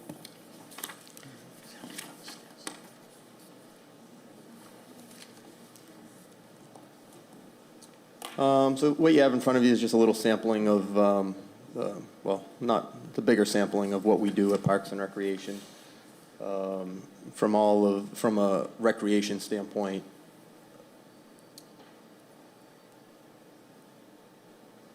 Yeah. Yeah. Go ahead. Go ahead. Sorry, no, I know you guys are taking a look at it right now, so. But if you have any questions for me, I'm here to answer Okay. them. I'll open it up to some of my colleagues. Council Marabito. Hello, Mr. Anahosa, how are you? If you can just go over the roles and responsibility of the Assistant Director of Parks and Rec, Administrative Assistant, and Special Assistant, and like how they, how every one of these jobs helping to provide programs for the community. Sure, so we're just trying to create an organizational structure, you know, that either allows people to move through the organization, you know, up until this point, and, you know, it's been me, an assistant director, and then about 7 or 8 program coordinators. So we're trying to, my department has grown so much where we've added a pool, community center. August 1st, I think we're looking for 321 Charger Street, the Hass Health and Wellness Center. So between all the activities that we have, we're building a structure. So I don't know if I'm answering your question exactly, but If you can just tell me the roles and responsibilities in those roles, Assistant Director of Parks and Rec, Administrative Assistant, and Special Assistant. If you Yeah, can kind so- of differentiate, tell me what their responsibilities are, what they do on a daily basis. So my administrative assistant, she does all of the financing that's in the Parks and Recreation, all the payroll, purchase orders, anything that has to do with financing. So we have a few different revolving accounts that she keeps track of, not to mention the appropriated money. So that's pretty much her primary function. Okay. You know, the assistant director, he really runs, they all report to him. He kind of runs all the programming. He oversees everything that happens on a recreational side. Which job did you just go over before? Was that that was the administrative assistant? Administrative assistant, yeah. Okay, got it. Yeah. And now the assistant director? The assistant director, yep, handles all of the recreational And what about programming. the special assistant? That's a newly added position this year that would report directly to me to help with Hass Health and Wellness Center, aquatics. Mr. Viskey, how come that isn't under the wellness center line item? Well, we do have a pro forma budget in there for Health and Wellness Center that basically requires zero appropriation because we're using American Rescue Plan Act funds. But again, the idea is that these funding sources will eventually dry up. So we did move, the assistant director was vacant last year. He had taken on the role to build the travel and tourism department, which he got up and running and is as being beneficial to the city to try to attract people to come here and come to the beach and spend their money on our restaurants and our shops. Again, we know that this funding cliff will come with ARPA, so we did move that assistant director back into the general fund budget with overarching responsibilities to run the travel and tourism department. As Michael has said, we have taken over the operation of the Garfield Pool, which is a tremendous operation. It requires a lot of accounting, a lot of presence at the pool for different trainings and such. And we have an after-school program at the Garfield School we're running. We also will be opening at Haas Health and Wellness Center. So as Michael explained, his department is growing in leaps and bounds, and this is just positions that help him account for all the revenues he has coming in. He has several different revolving funds to run the pool, to run all his programs at the revolving fund. I think everyone knows all the types of programs that he runs over the summer, and quite honestly, it's not sustainable with just an admin assistant and a director. So as departments grow, we need to grow with them. So Mr. Anahosa said the special assistant was a new position. So was it transferred? It's not new in the sense that we haven't added a position to the budget. The idea is to post a position that would entail doing more duties and responsibilities, reporting to the director, that we hope is funded as part of this budget. So we're not looking for an additional body. We're just looking to create a job that would give additional duties and responsibilities. Because like he said, most of his staff are program coordinators, but you can't do too many program coordinating jobs without administration to help run those departments. So which department was it transferred from? Because it's the date on there, it doesn't say new position, but the date is, I'm not going to say that out loud, but it's a placeholder for an opportunity for advancement for potentially one of his staff members to do some more administrative work and less programmatic work. Okay. Okay. Yeah. Oh, all right. Let's, Michael, is it or is it not a new position? I'm trying to understand this. So okay, hold on. If I can just, it's not a new full-time position so much as it is an opportunity for someone to advance within the operation to take on more duties and responsibilities as an administrator. So that position was in the budget last year, is what you're telling me? I'm saying. Is that correct? I'm saying not that position, but there was a body that there was another position. Is that what you're saying? The hope is to hire from within to give someone an opportunity for promotion. I understand that. My question is, it doesn't look as though it's a new position in the budget. It's not. Okay, and I know, but it said it was a new position. I'm trying to understand, okay, if it isn't a new position, is there somebody in that position right now? No, we need to get. Because it has a date on here, correct me if I'm wrong, special assistant of 8/28/13. So that person's been there from August 28, 2013. I'm sorry, I'm just confused. Don't apologize, it's fine. Okay. It's the opportunity for, we're hoping that someone from within the Parks and Rec Department would be able to advance themselves by creating a position with more duties and responsibilities. So we're not adding a new body, we're trying to supplant a current position to give them more duties and responsibilities to keep the head count at the same level. Okay, so that person, there's somebody in that position right now. No, there's nobody in that position. Then how could it have a date that somebody's been there that long? It was just the slot we used to put that title in there. If I put that title in there, I would have only put the incremental amount of what we were asking for. I'm not even talking about the salary amount. I'm talking about the date that says somebody's been there since 2013. Again, like I said, we just used that slot, so we replaced a program manager with that position. So it just happened to be whoever. Okay, so you changed the name of the position? Yes.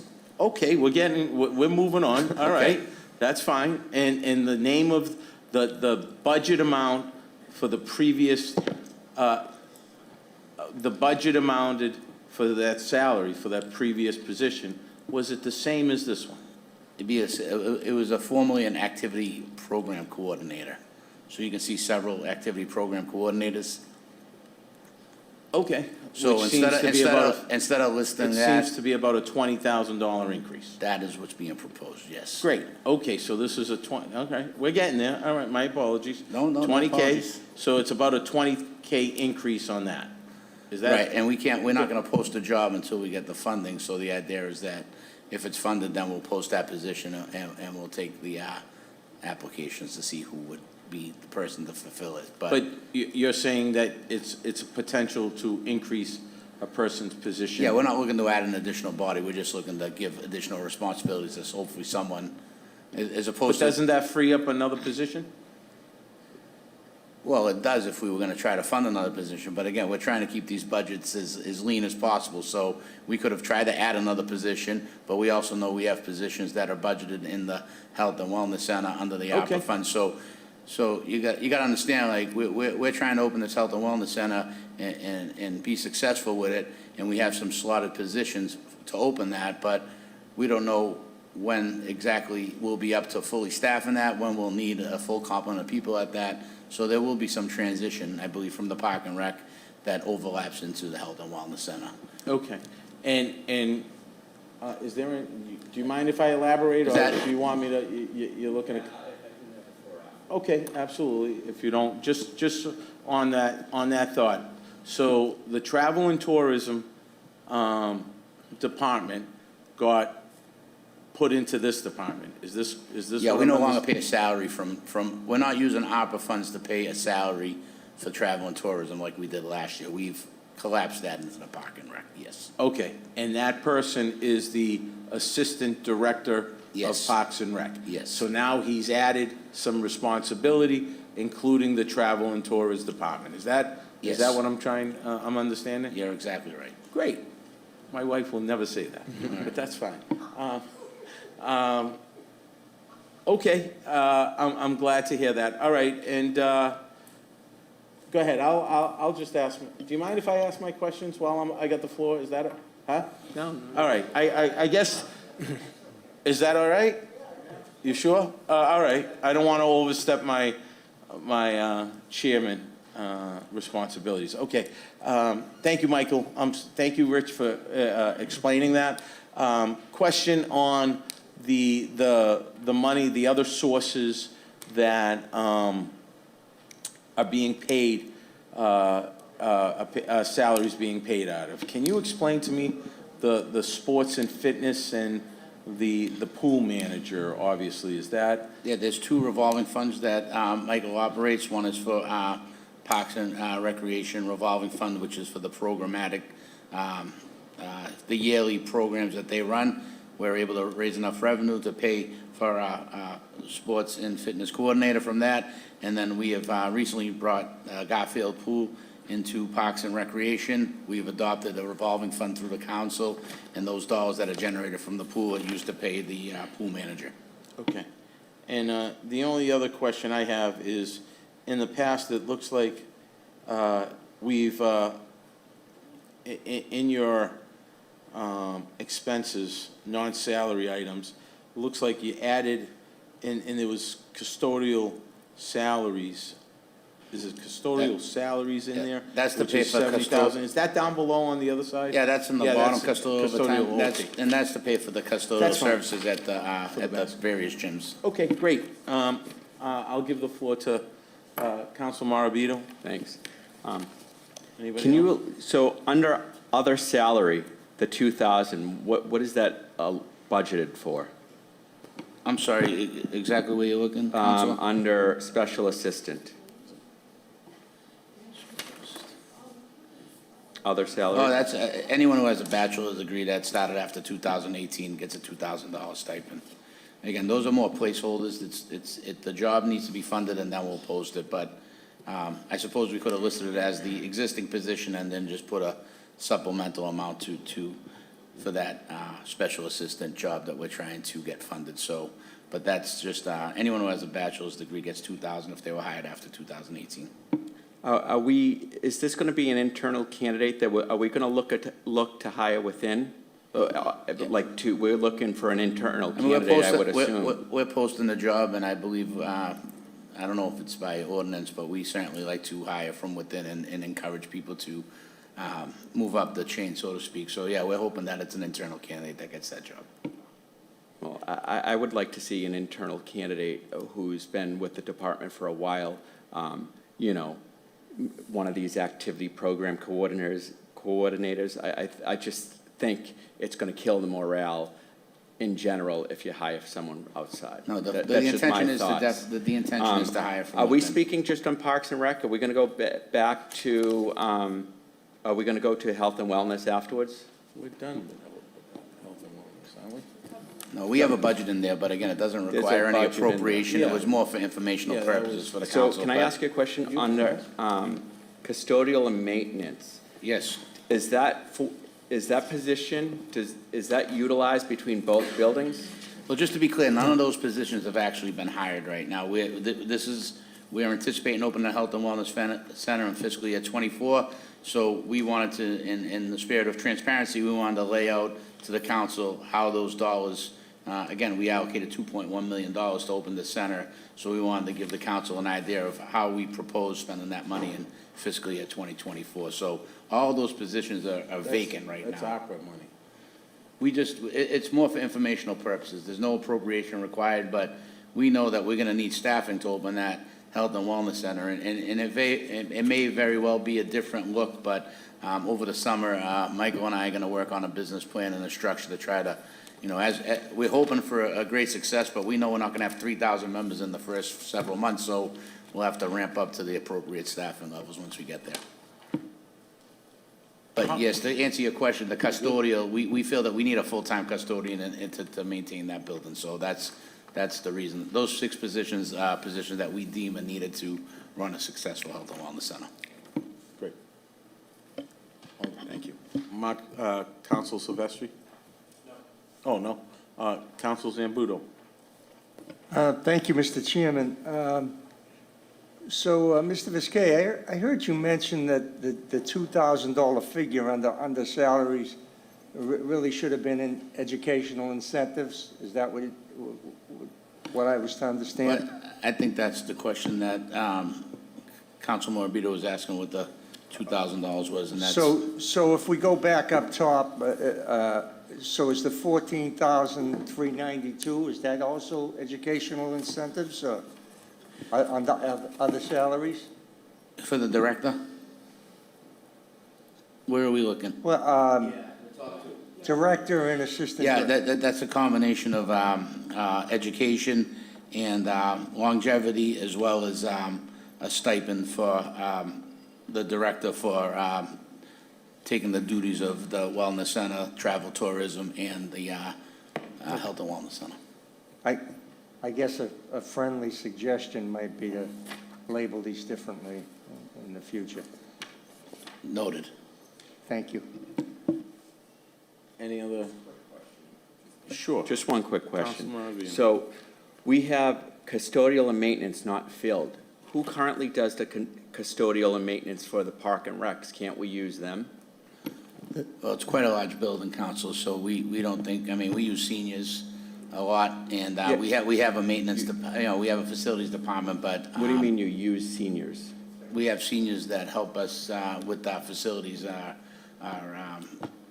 Paid Yep. seniors? Are they Yeah, out of the lottery or? They're paid seniors, yes. They're part of the DPW budget that you appropriate for senior work. It's the same ones that do the parks, and we have some that do maintenance in City Hall. Well, I should say more cleaning and you know, custodial type services, I guess I'd call them more so than what the facilities does with, you know, carpentry and painting and such. So you're telling me, so right now so how many people are currently, would you say, Mr. Anahosa, are doing the maintenance, custodial and maintenance? There's none. There's none. They have. There's at the Parks and Recs, there's none. The park and rec is Who usually. does the trash every day? Seniors. It's a combination with some DPW people. I can tell you that I clean toilets. Why Like is that- the DPW doing, Well, who? Because they have a facilities department that handles all the buildings in the city, so those annual appropriations for senior workers In the summer, they do a lot of outside work and cleaning parks and such, but we have some that stay on throughout the year to help with just keeping the buildings tidy. So can you elaborate on the routine? Like, for instance, maintenance custodial, like, for instance, who does the trash? Seniors. Seniors? Yes. Okay. What does the DPW do as part of custodial? They do carpentry, they do painting, they haul out garbage, they do whatever's required. They fix leaky roofs, that's probably a better question from Donnie Charamello, but, there's no shortage of stuff for them to do. We could probably use 4 more of the facilities people, but they do anything that is required of the buildings for block repairs, door repairs, whatever it is, that's what they do. Okay. Thank you. Okay. If there's no question, do you mind, Michael, if we can just dive in a little bit with the Health and Wellness Center? Because Sure, I know this has been a major topic in the department, in the city, and help me understand, I guess, when do you project it being open? Let's start off with the simple questions, and, when do you Sure. project that being open, and where are we in the process? All right, so it'll be sometime in fiscal year '24. I don't want to give an exact date, but my guess is we have a date that we're shooting for. We're close on target for that date. Middle of the year, end of the year, beginning of the year? Middle of the summer. Middle of the summer. Yeah. Okay. So, painting is just about complete. They started last week. They're almost done. They're on their second coat of the design. Flooring will follow right after that. Equipment within the next 4 weeks. We'll finish off. So we're close. We're close. Okay. And I guess the major question I have, and how it's going to be funded moving forward, it looks like the way you have it structured, or the way it's structured right now, we have a budget for this department of approximately 1.8 or 1.7, give or take. How is that going to get funded? Because right now it's getting paid through opera. I would assume it's going to be the 2.1 million is covering what, the first year of it being open? Are you accounting for that? Because I'm assuming that you're not going to be able to generate enough revenue to cover that, but how are you planning on covering that budget? Yeah, that's a lot of that detail is to be worked out once this budget is passed. We did have a team from the Harvard Kennedy Grad School come in, and when we were first conceptualizing the opening of the Haas Health and Wellness Center, and they've developed some nice pro forma budget spreadsheets for revenues and expenses. And the idea is that the 2.1 million will get us to open the doors, get the place cleaned up, get all the equipment in there, and be ready. And then as the revenues ramp up from membership, it's I hope that the membership revenues, as well as any other revenues we get from sales of beverages or classes or whatever, will perpetuate the bills that would come along with it. We're hoping that it can generate up to $1 million a year in revenues, which will support a $1 million a year budget. So, the nice thing about the ARPA funds is that it gave us a unique opportunity to go ahead and try to establish some of these initiatives with some one-time money, and we hope that once we get up and running, that the revenues come in will support the operation. Okay. And do they give you a projected time frame for that by any chance? When I mean, they did more. I'm assuming it's not going to happen the next year. So well, they did more it's modeling be for us. I think now we just fill in on when we think, if let's assume the doors open in September, what would our membership be by December, by May, by next year? We also have been working with our health insurance providers, which we're self-insured, but we have got confirmation that both our Harvard Pilgrim and our Blue Cross plans through the HMO are eligible for reimbursement for gym membership. So we're hoping that a lot of what we're hoping to do is keep our employees and our retirees in good physical health by using that facility, which will hopefully keep our health insurance costs down, because as you know, we're self-insured. So, we think it's going to be a great benefit to the community as a whole, but certainly for employees and retirees, we hope that they join. We can generate some revenue from our health insurance plans. But yeah, there's definitely a whole pro forma budget. I think that we'll probably come back here in the fall and have a lot more detail on how that will look. Great. Michael, is there, in regards to what's being offered over there, will there be, let's say, like the batting cages or something like that, where they can rent? I know there's some spots up in Route 1 where a lot of the coaches or skilled instructors, they rent batting cages to coach the kids and try to teach them, baseball or softball, whatever is that. Yeah. Is that available over there, or is that something that is not going to be available? Is there anything that... From a baseball standpoint, from a batting cage standpoint, if you're asking a specific question, I don't think the facility is big enough? I don't know. I haven't been in there. Yeah, it's not conducive to a batting cage. Okay. Per se. All right. But part of our business model is, and what would separate us from some of the other things that we're doing, is more of a, small group exercise class. So we have some rooms that we can do some functional training in. We have a dance studio that can do bar yoga, Zumba. So those are the spaces, and that's the kind of programming that we hope to offer there, as well as a gym. Okay. So as things expand, we will expand. Okay, Yeah. great.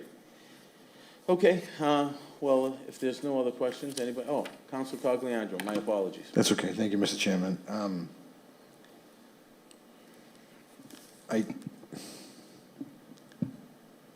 My concern is that we're not going to be generating the type of revenue we think we're generating. This is a wellness center. There's going to be a gym. There's going to be classes. You're going to be competing with Planet Fitness that you can pay $10 a month next door. Talk to me just a little bit about what we plan to charge residents, if that's already something we figured out, and, because if we're looking to generate $1 million a year, we need 10,000 people to pay $100.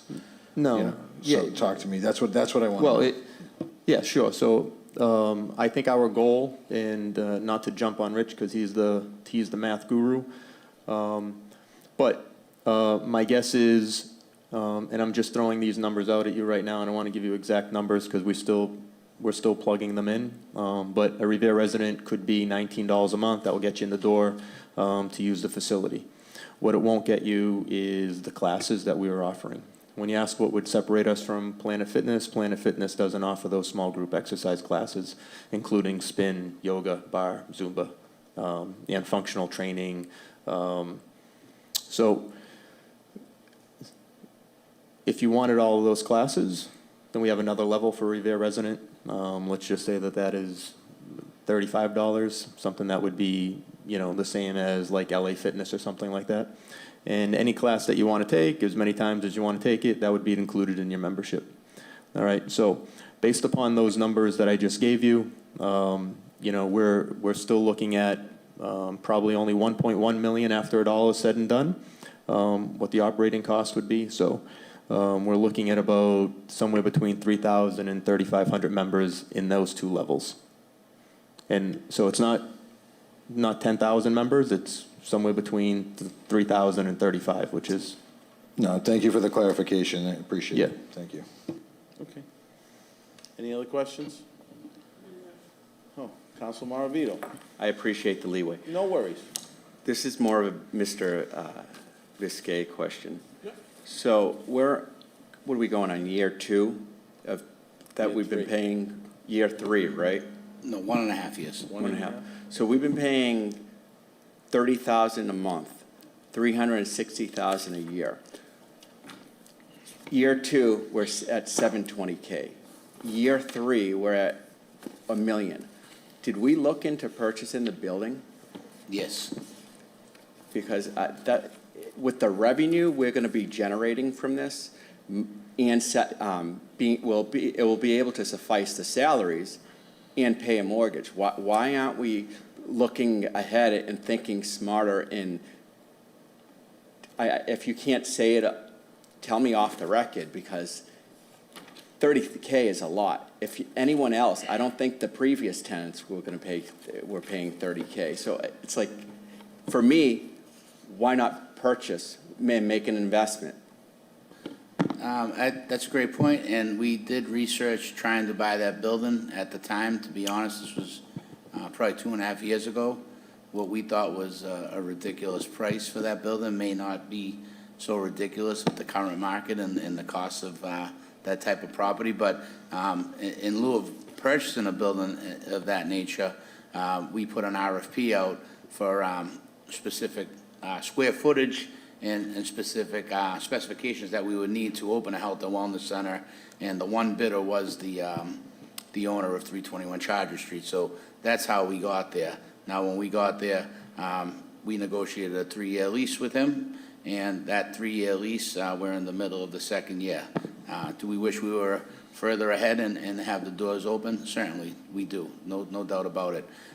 There's a lot I can explain on why we're not further ahead, but to make it short, there were a lot of code violations that had to be addressed in their fire issues, et cetera, and it took a lot of work back and forth with lawyers to try to get to the point where we felt like we could proceed and not walk away. So now we're actually gaining great momentum, and we're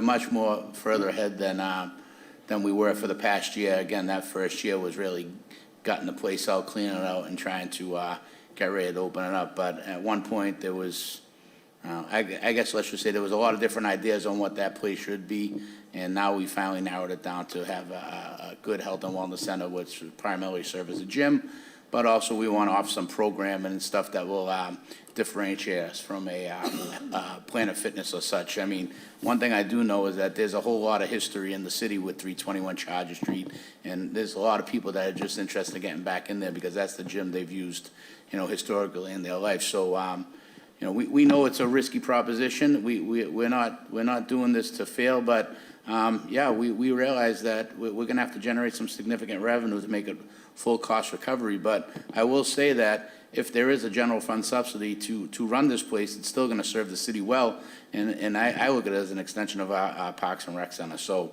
time will tell whether we're a victim of success or failure, or it's a subsidized operation of the city, but we're just trying to get it opened up and have it as a resource to the community. Well, my feedback is once we satisfy the lease, we need to look at a more logical approach to what the next step is. And I think the city council should be involved because I would have said it immediately, let's buy the building. Regardless, we're pouring out money right now, $30K a month, 38. Council, we're probably talking about a purchase price of quite a bit of money. And let's not forget that we also have a school to build. Correct. We also we're funding the fire station. So it gets to a point with how much can we bond, and how much can the city afford? And I understand where you're going with that. And because my other concern with this is we're going to be, by the time it opens, it's going to be 3 years into it, pretty much, right? Correct? Yeah. Or two and a half? Less than 2. Okay, less than 2, which only leaves 1 more year. And I don't remember seeing the contract, but how much of a, when we renew that contract, is there a modest increase to the rent, or is it? We only have right now was a 3-year lease, and the landlord is more than willing to extend that lease, but we have not negotiated it much further than 3-year lease at this point. I mean, we're really trying to get the doors open and get the place up and running. So, we all, Michael and I, we answer to the chief executive officer. This was a vision that he had. We're trying to fulfill that vision. We have one-time revenues that allow us to take some of these chances, and we know it's a challenge, but we're doing our best to open this up and make it a good place for the community. So, You know, we would have loved to buy the building. I would have loved to buy the building. There's 2/3 of that building that occupies indoor soccer fields that I know that the recreation director would love to have, but well, we that's gotta my crawl reason. before we can walk. No, and I'm not questioning the commitment to it and the efforts that have been made. And I know there have been obstacles, you know, with this. My major concern is obviously we're limited to a certain, and I remember seeing it in your office, when you look at that building is pretty big, and we have not a, you know, in essence, not that big of a space considering to what the building actually is. Is that correct, if I'm not mistaken? I believe it's 30,000 plus square Yeah, feet. and the building is how big? I think it's triple that. Okay, well, that's what I'm saying. So we own a third, we're renting Yeah, we a pay a third of that. third, we pay triple net on a third of that building. Okay. And just, I know the lease is $375,000 a year for 3 years, but I will say that part of that lease was capital improvements done by the owner of the building in excess of $115,000, so. Above and beyond the 375? Yes, that was part of the negotiated price, that he would have to take care of certain physical aspects of that building that is coming out of his pocket. So we did do some negotiating to try to offset some of the costs. I guess, and I'll just give me 2 seconds. And my only other concern is that, you know, we're gonna be 1 year into it and then renegotiating that lease, and it kind of puts the city a little bit in a vulnerable situation where we've renovated, spent money in renovating that building, and now we're subject to the landlord can raise that rent at whatever he deems reasonable. Is that my understanding of it? I assume so. Okay. But Okay. That's a little- I do believe that the intent of the landlord is not to try to make this I understand. any more difficult than it is, and he's spoken pretty openly about the fact that he's thrilled that we're in there, and he wants to have this as a success for the city. So I don't believe we're gonna get predatory leasing after the 3-year. Well, I'm glad you. Do I still have the mentioned floor, that. Mr. Chairman? Huh? Do I still have the floor? I thought you had the floor. No, you hijacked my All right, mic. go Tom. ahead. I You're the didn't hijack chairman. You it, can but do go ahead. whatever you want. So, Jeez, go ahead. So the average business, 5 years to make a profit. So you have all this rent we're paying, okay, with the potentially of 6 positions that we're paying. Some are ARPA, some are funded positions. At the end of the lease, and that's my concern. What do we do with these positions with $355,000 in salaries, benefits?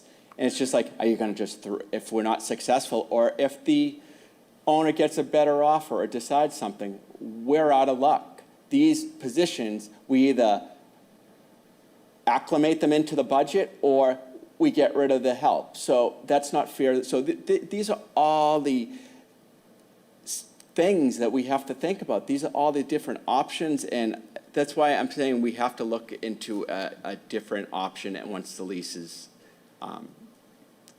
other than renewing the lease, so. Yeah, I mean, all your concerns are our concerns, Counselor, and there's no doubt that there's some risk involved with opening the center. So I wish I had all the answers, but I know you don't. We Thank don't. Thank you for the leeway, Mr. Chairman. No worries. How come you don't? Well, again, I think we have a No plan. I worries. think it's a decent No plan. worries. and, No worries, Rich. I'm only kidding. No, it's fine. Counselor Zambudo, my apologies. Thank you, Mr. Chairman. I don't want to throw a fly into the ointment here, but this delay, a lot of it was code violations. I know if I was on the negotiating team, I would have been strong-arming the owner of this property to, because your plan was laid out on a certain time getting in there, and if it was delayed as much as we're saying it was because of code violations, he should have been responsible for that. We should have negotiated, or maybe we can still negotiate for some break on the rent in the future because of this, because it's stymied the project, and it wasn't your fault. So that's where I'm coming from with this, and I would have liked to have been part of the negotiating team there, and maybe I can still be. but They have to ask you. We'll take all the help we can get, Counselor. Thank well, you. listen, I used to be good at this stuff and good at building and foreseeing the future in buildings. And I happen to know the owner of this building. I think we should go back to him a little bit on this. Thank you. Thank you. With that being said, any other questions? No. Great. Moving forward. Michael, thank you for everything you guys do. That was easy. That was nothing, right? So no big deal. You know, just everybody wants to know when the Haas Center is being open. That's all. So all good. I wish you the best of luck. I'm glad to see it's moving forward. And, you know, we look forward to the grand opening. So next year. Thank you. All right. Thank you. Thank you, everyone. All right. Okay. With that being said, I think we got the, so we really don't need to talk about the Travel and Tourism Department, do we? No, because that got moved over. So, huh? Okay. Oh, you want to talk? You guys, I mean, well, you're here, you might as well, okay. I don't want you to, I don't want to take away from you. I want to know how much progress we made. I promised you I'd be here, you know? All right, let's see how the Travel and Tourist Department's going. How's that? Sure. So let's talk about that. I guess it's within the division now of Parks and Recreation, but good evening, counselors, and thank you for the opportunity this evening. For our residents at home, tourism serves traditionally as the destination marketing office for the community. And with ARPA money, we're in a special class where we were tasked with creating and supporting existing special events to generate foot traffic in key commercial areas that were part of the qualified zones per the spending guidelines. We also were focused on creating amenities whenever possible to increase foot traffic as well.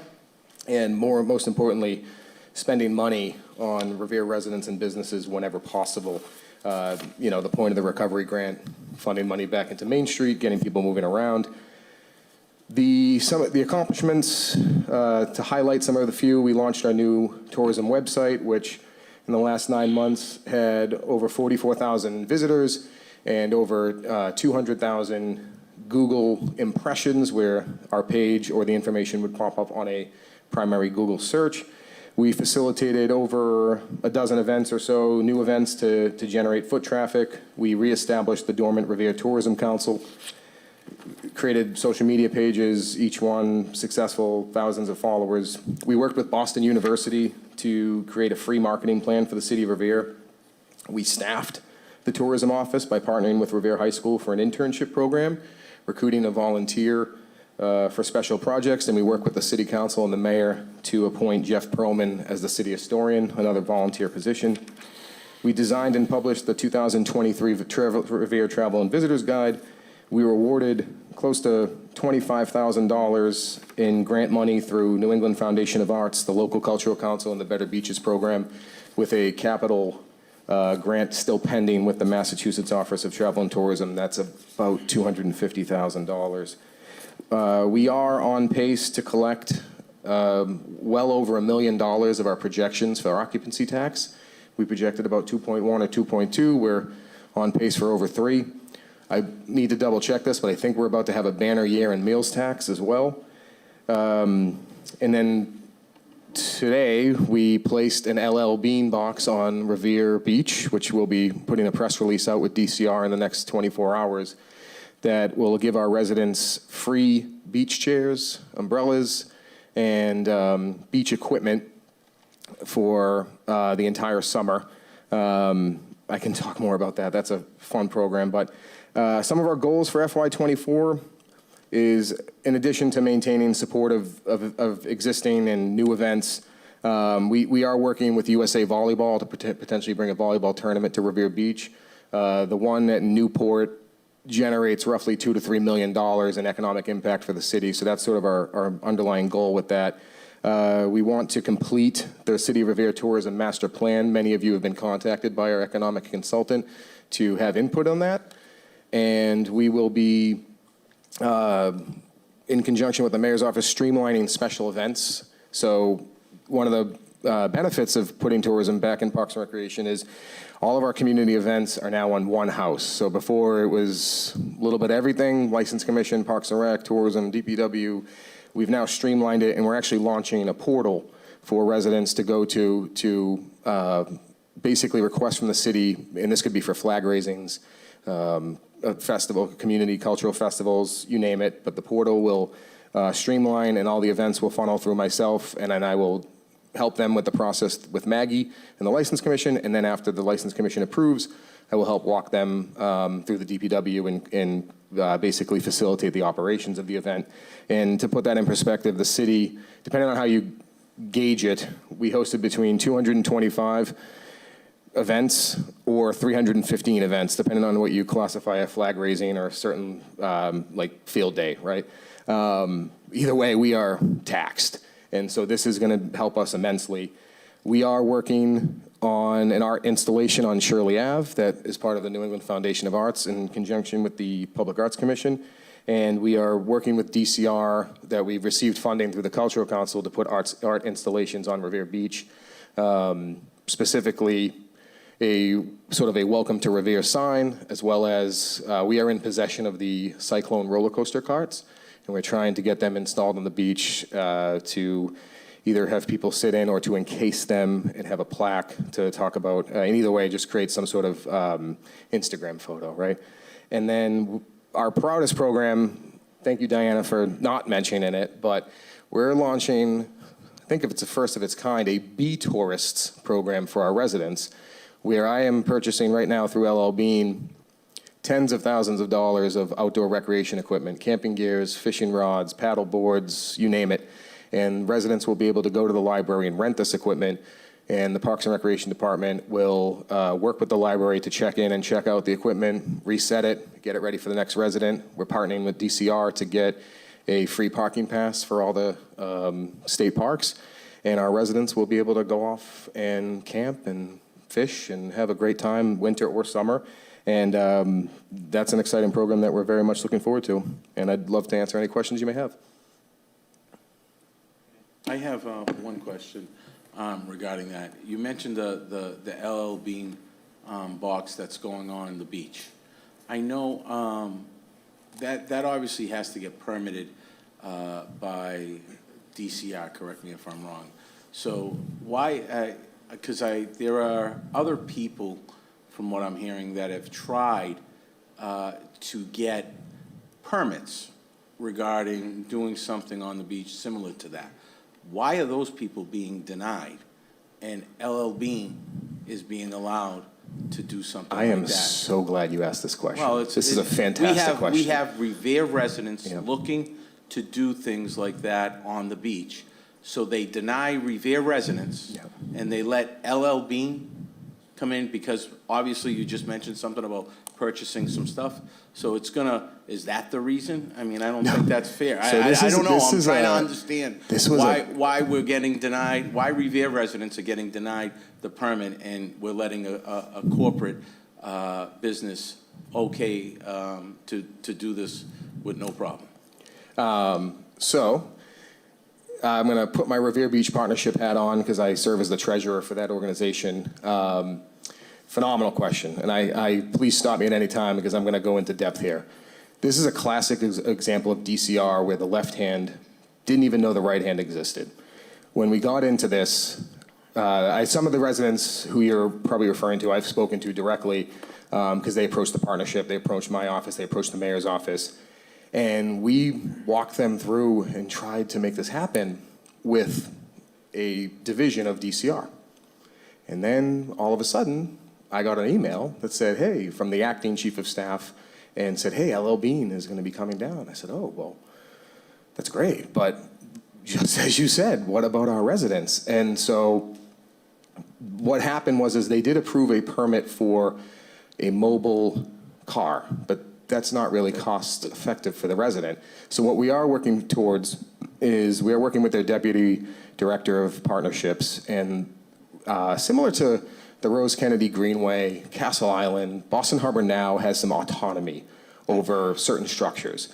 And so that's what we're trying to do with the Revere Beach Partnership and the city. And we've we got a permission from Commissioner Rice. It was actually one of the last things he did before he left, was allowed us, as long as DOT approves, and we're in the process of working through that, to place pods on the beach, up to 4 of them.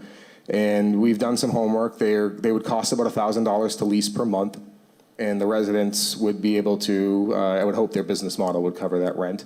The partnership would probably be the facilitator of the process, and just because that's kind of what DCR wants.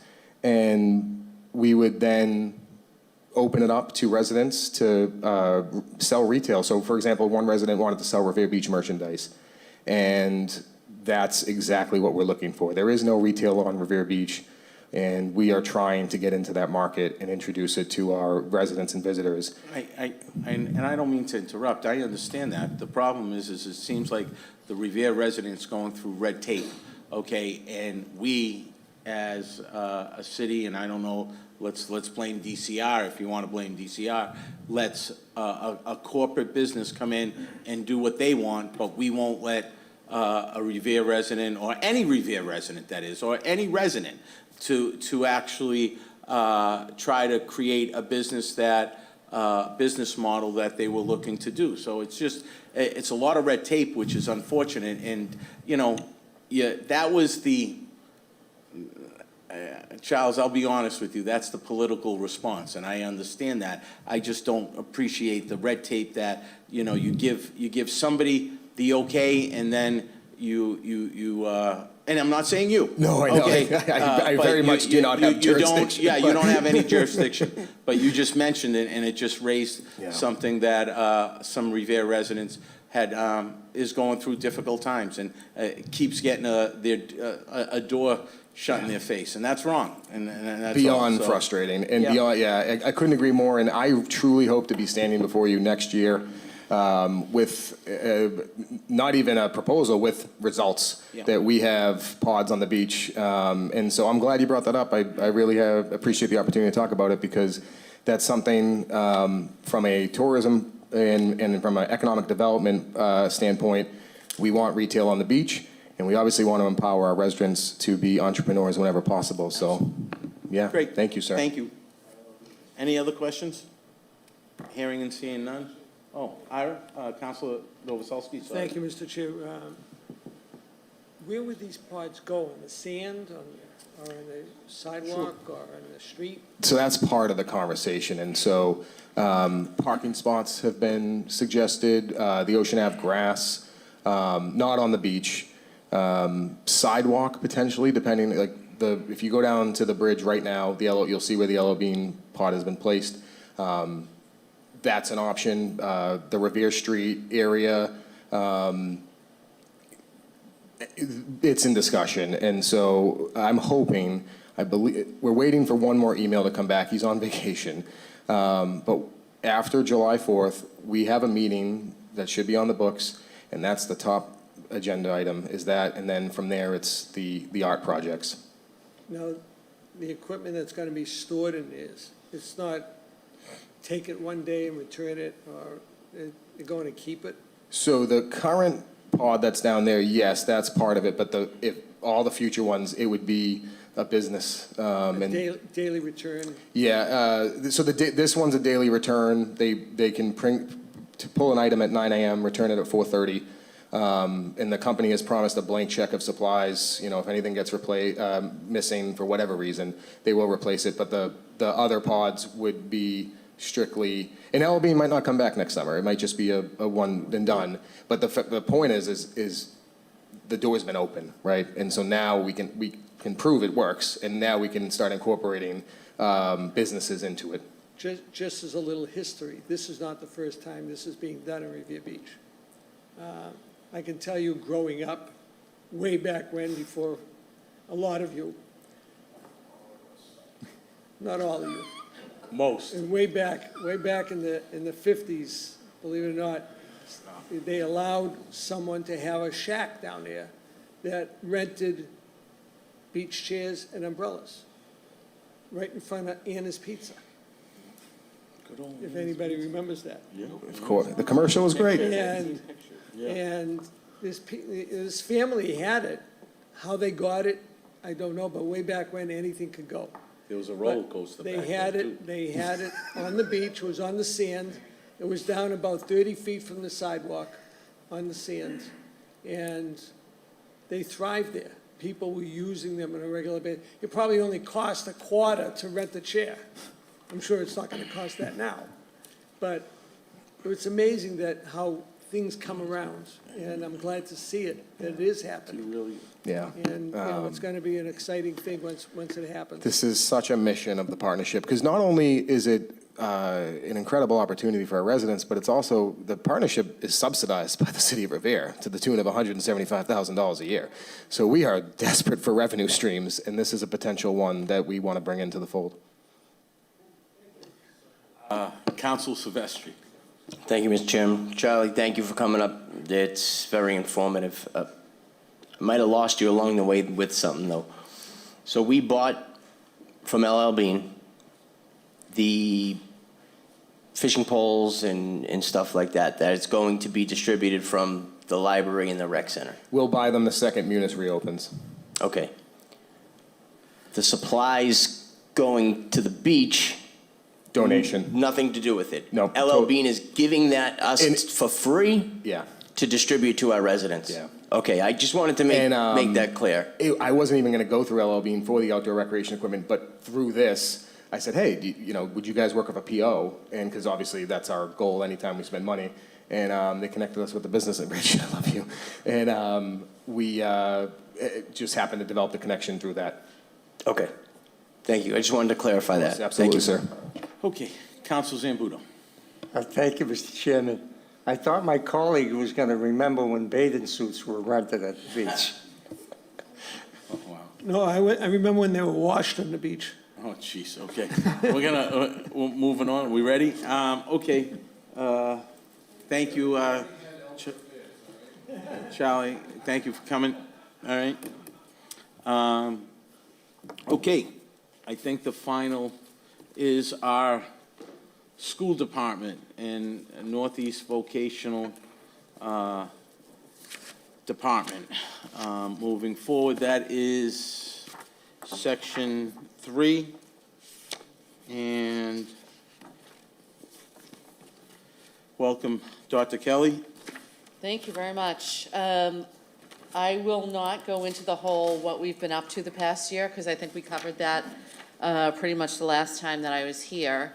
And I'll just go directly into the budget. I want to, Matt Cruz was here with me since 5 o'clock, but he had a 7 o'clock plans, so he had to leave. So he, sorry he had to go. But if we just take a look at, I believe Rich provided, I think I'm looking at the same thing you're all looking at. I don't know. Okay. You can see on the first page, after you turn over the cover page, that the state Massachusetts general law has identified our net school spending amount for the FY24 to be $142 million and change. Just above that, you'll see the split out of the Chapter 70 funding. That's the money that the state gives us toward the $142 million. And below that, the net minimum contribution of $44.5 million that the city is required to allocate to the school department under Massachusetts general law. There is some summary of how Schedule 19 breaks that down a little bit. And you'll see that the net chargebacks are $21.2 million. There's another page deeper into this document that gives more of a breakout on Schedule 19 that you can look at more carefully. But basically, the city says to the school department, well, we know we're supposed to give you $44 million, but we do all of this other stuff for the school department, which is absolutely true. And that tallies out to about $31 million. And then we say, all right, city, but we do all of this other stuff for you. And that comes up to about $10 million. And that's the difference of those two numbers is where the 21.2 comes from. And you can look at that detail if you want to. But the end of the story is that the city has to appropriate $121 million. Roughly 23 of that comes from the city coffers. some of the additional up to the 44 million stays in the city coffers, but it's work that the city does on behalf of the school department.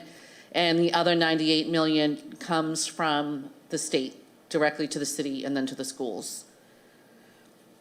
The next page has summary by series. And that's just how the state categorizes our different amounts of money so they can make sure that we're spending it effectively. The next 2 pages have our carry forward analysis.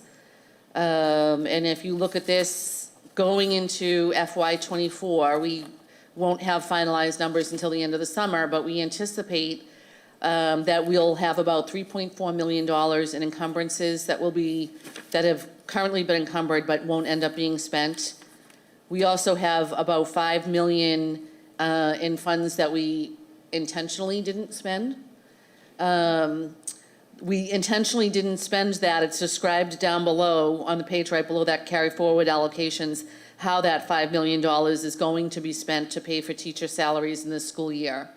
When we started receiving our Student Opportunity Act funding back in FY21, we intentionally put together a plan to start creating a savings account for the day that we hit the cliff.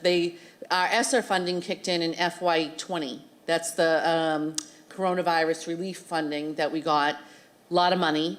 Same time our Student Opportunity Act funding came in. That's the additional funding that the state allocated for districts that have students who live in poverty, English language learners, and special needs students, which you all know we have quite a few students that fall into one of those 3 categories.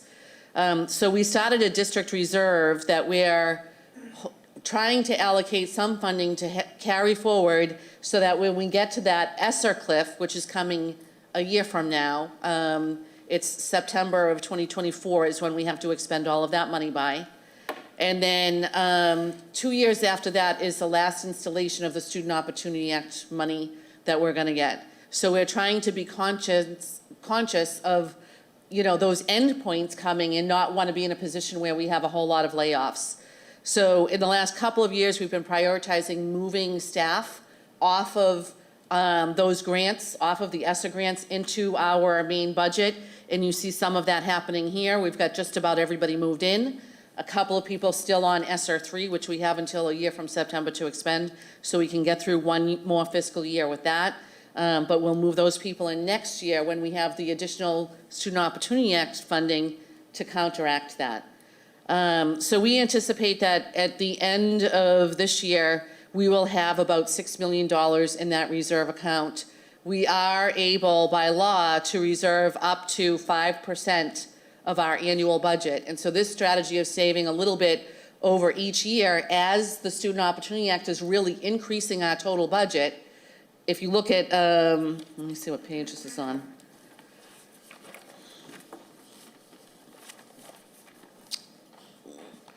If you go to the 8th page of the document, it says net school spending analysis, and I imagine you have different pages than I do. No, it's page 8. Oh, it is, okay, Yeah. all right.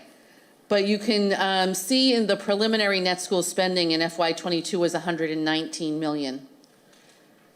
This current school year, or I can now say last year since school ended this morning, our net school spending, our preliminary net school spending was 125. And this year, coming up, FY24, it jumps to 142.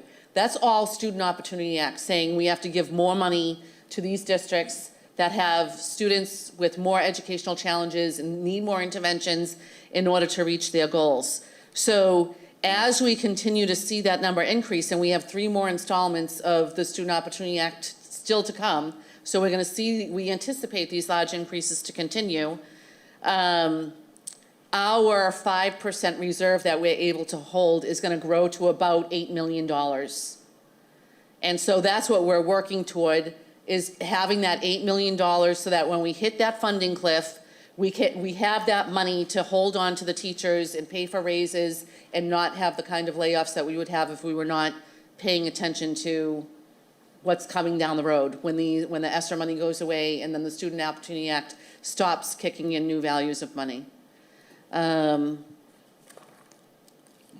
So anyway, that's a lot. And then Another thing that I wanted to call your attention to, if you go, actually, it's the next page 9 on the document, it's our funding sources. And so in addition to the net minimum contribution from the City of Revere and the Chapter 70 funding that we get directly from state funds, you'll see just below that is the $13 million CVRF, Coronavirus Relief Fund. That's the end of that money that I was just talking about, and we will be expending that in FY24, as that's the last opportunity we have to do that. After that, we have some revolving account money, federal grants, about $6 million. You see the $5 million in carry forward that I mentioned previously, that's going to go into the teachers' accounts. A small amount, well, not a small amount, but relatively speaking, a small amount of state grants, and then a $35,000 early childhood grant. So our actual complete spending on the school department is at about $174 million when we factor in all of those other revenue sources, some of which are entitlement grants, like Title I, Title II, Title III, Title IV, and those are outlined a little bit more specifically on page 10. But other grants, like the state grants and the early childhood grant, those are grants that we seek out, apply for, and have been granted for FY24. So I think that's a big picture summary. There are outlines on the line items. If you have any questions on anything, I'm happy to answer. Okay, we're going to open it up. Thank you, Dr. Kelly. Council McKenna, I'm sorry. I know you're tired, Mr. Chairman.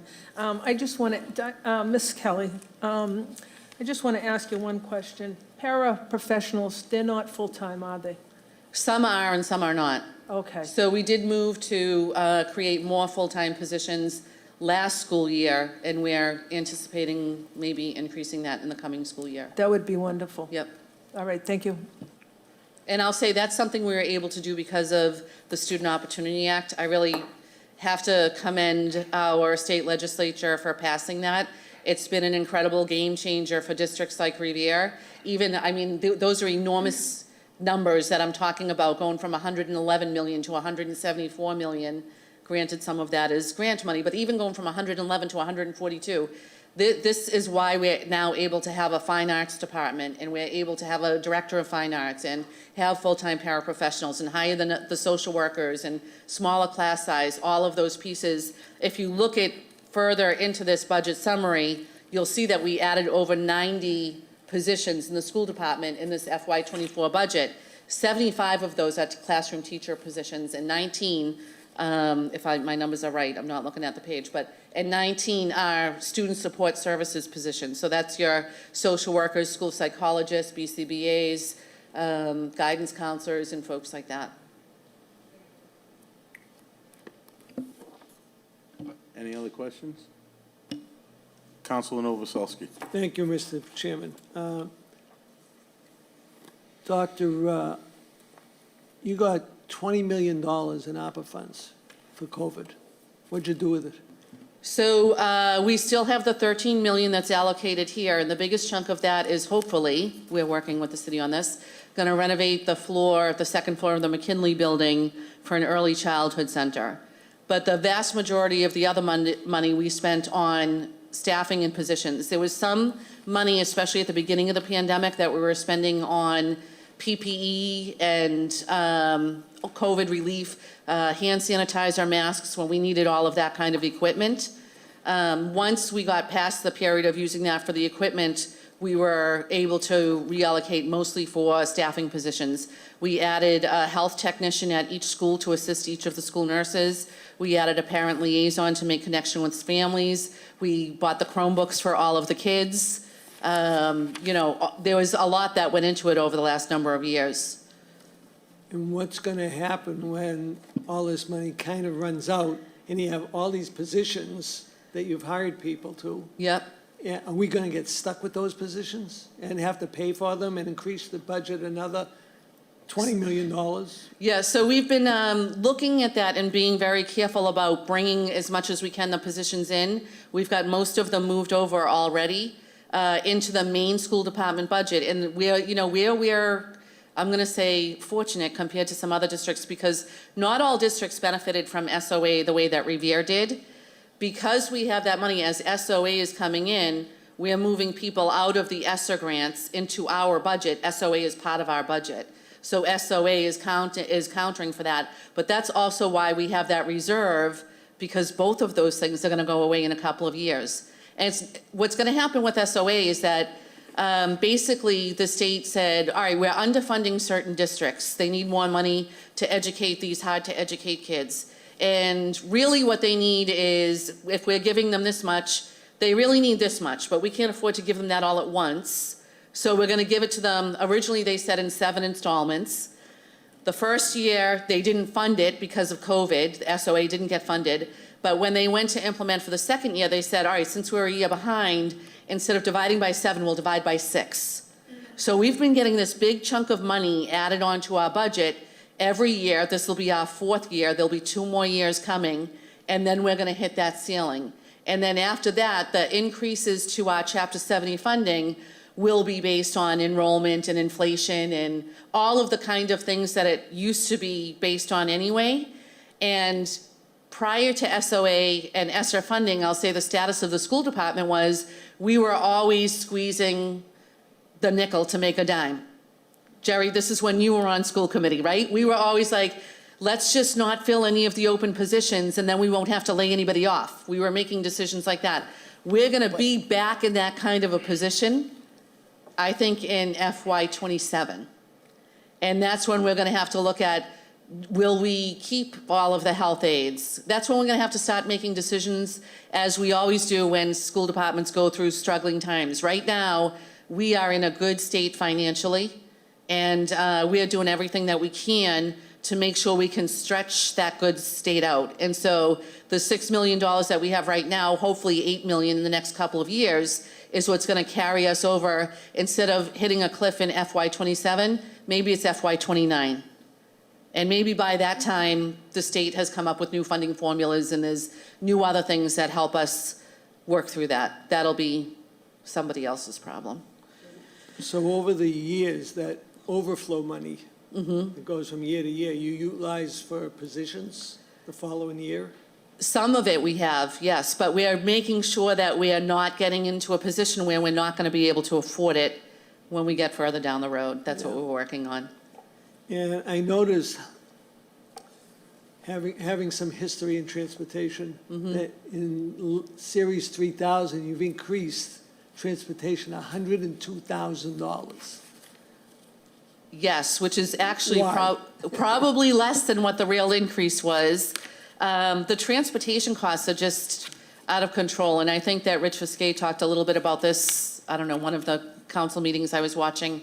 He spoke on how the prices are going up, and the cost particularly of our special ed outplace transportation for some kids who are going to schools that meet their needs outside of the district can be very expensive. And we actually did send a proposal to, we have 144 kids who are outplaced that way. And some of them, if we have 4 or 5 kids that are going to the same school, depending on what their disabilities or their different abilities are, they can sometimes be transported on the same vehicle, which is a great cost savings for us.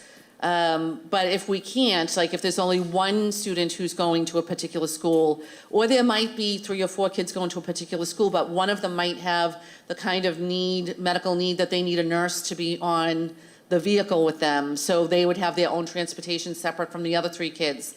It gets pretty complicated, but all of those runs are very expensive. And we did offer 19 families, because we do give reimbursement to families who transport their own children. We reached out to 19 families that we were able to look at IEPs and think this would be helpful to the district if these folks would take their own child. Only one of them replied to us and said that they would do it. So we were hoping that that would help us get some savings. But the way the market is right now, I mean, so many transportation companies went out of business with Uber. Like we used to use a lot of car services when we couldn't hire a bus service to take the kids to and from school. And a lot of those companies have gone out of business now with Uber, but we can't put a student in an Uber because those folks aren't vetted the same way somebody who worked for a livery service would have been vetted with a Corey and all of that. Did you ever think of realigning the in-house students to doing a regional middle school and do a couple of the elementary schools to these, so to try and reduce the amount of busing? You know, I don't want to pull scabs off wounds, but you know, one of our visions for a high school building being built somewhere other than the current site was so that the existing building could become a central middle school.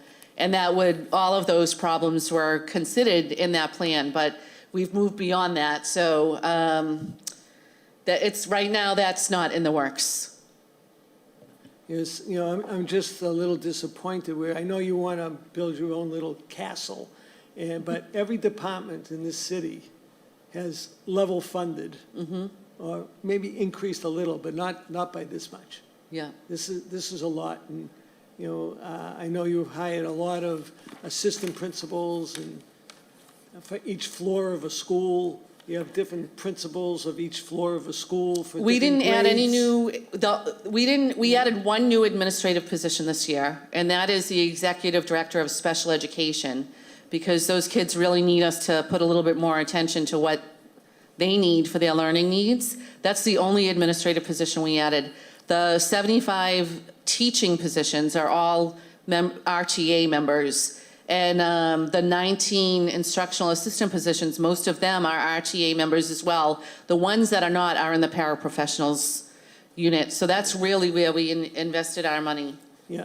Just to clarify, they did reorganize the existing APs into 5 groupings. So they're going to have 5 like houses, I guess you'll call it, with a set group of students and a team that works with that group of students. For APs, which you didn't have this year?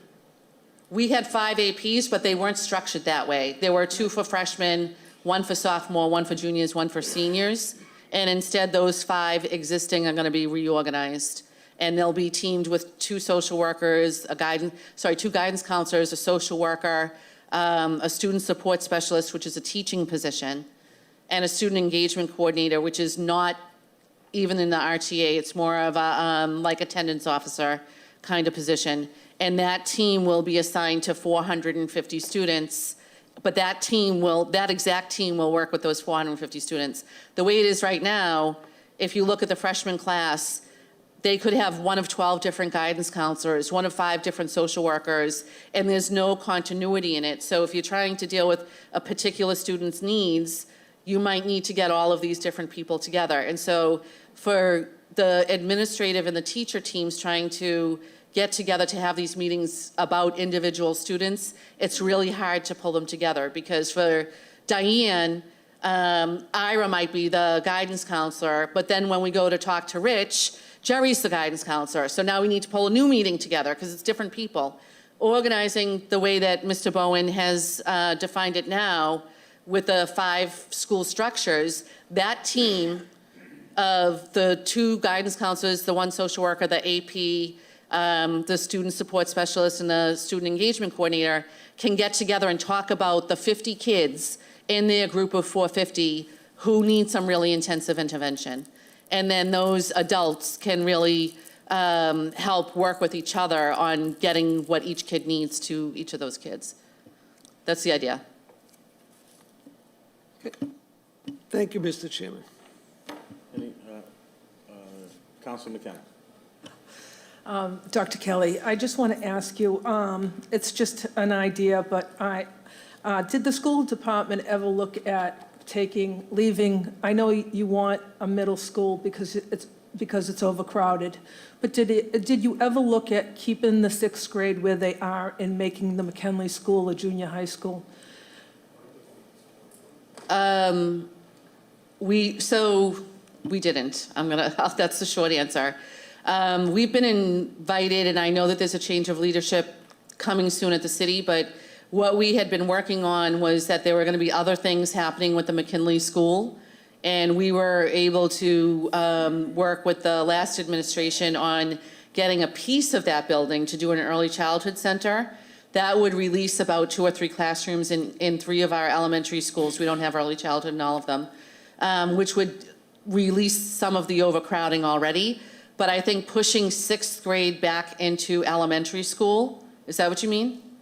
Or- Keeping the 6th grade where they are and putting 7th and 8th grade at the junior high.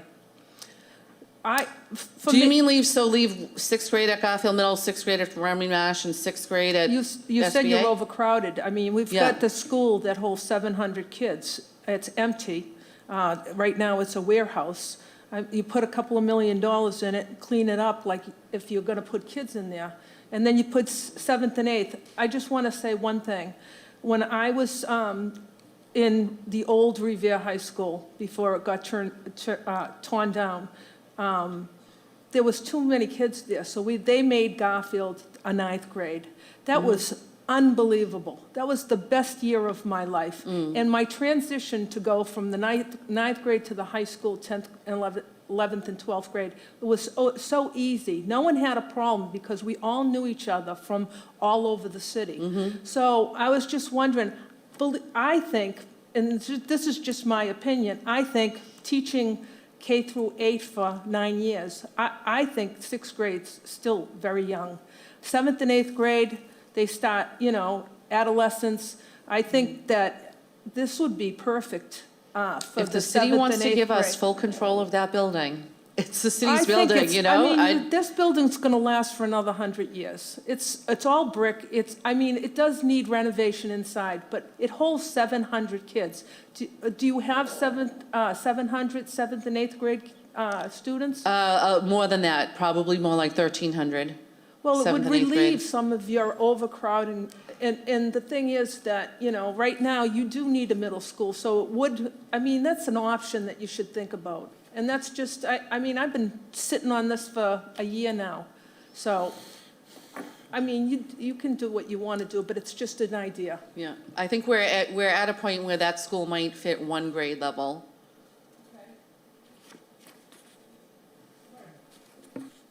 Okay. Any, Council Cogliandro?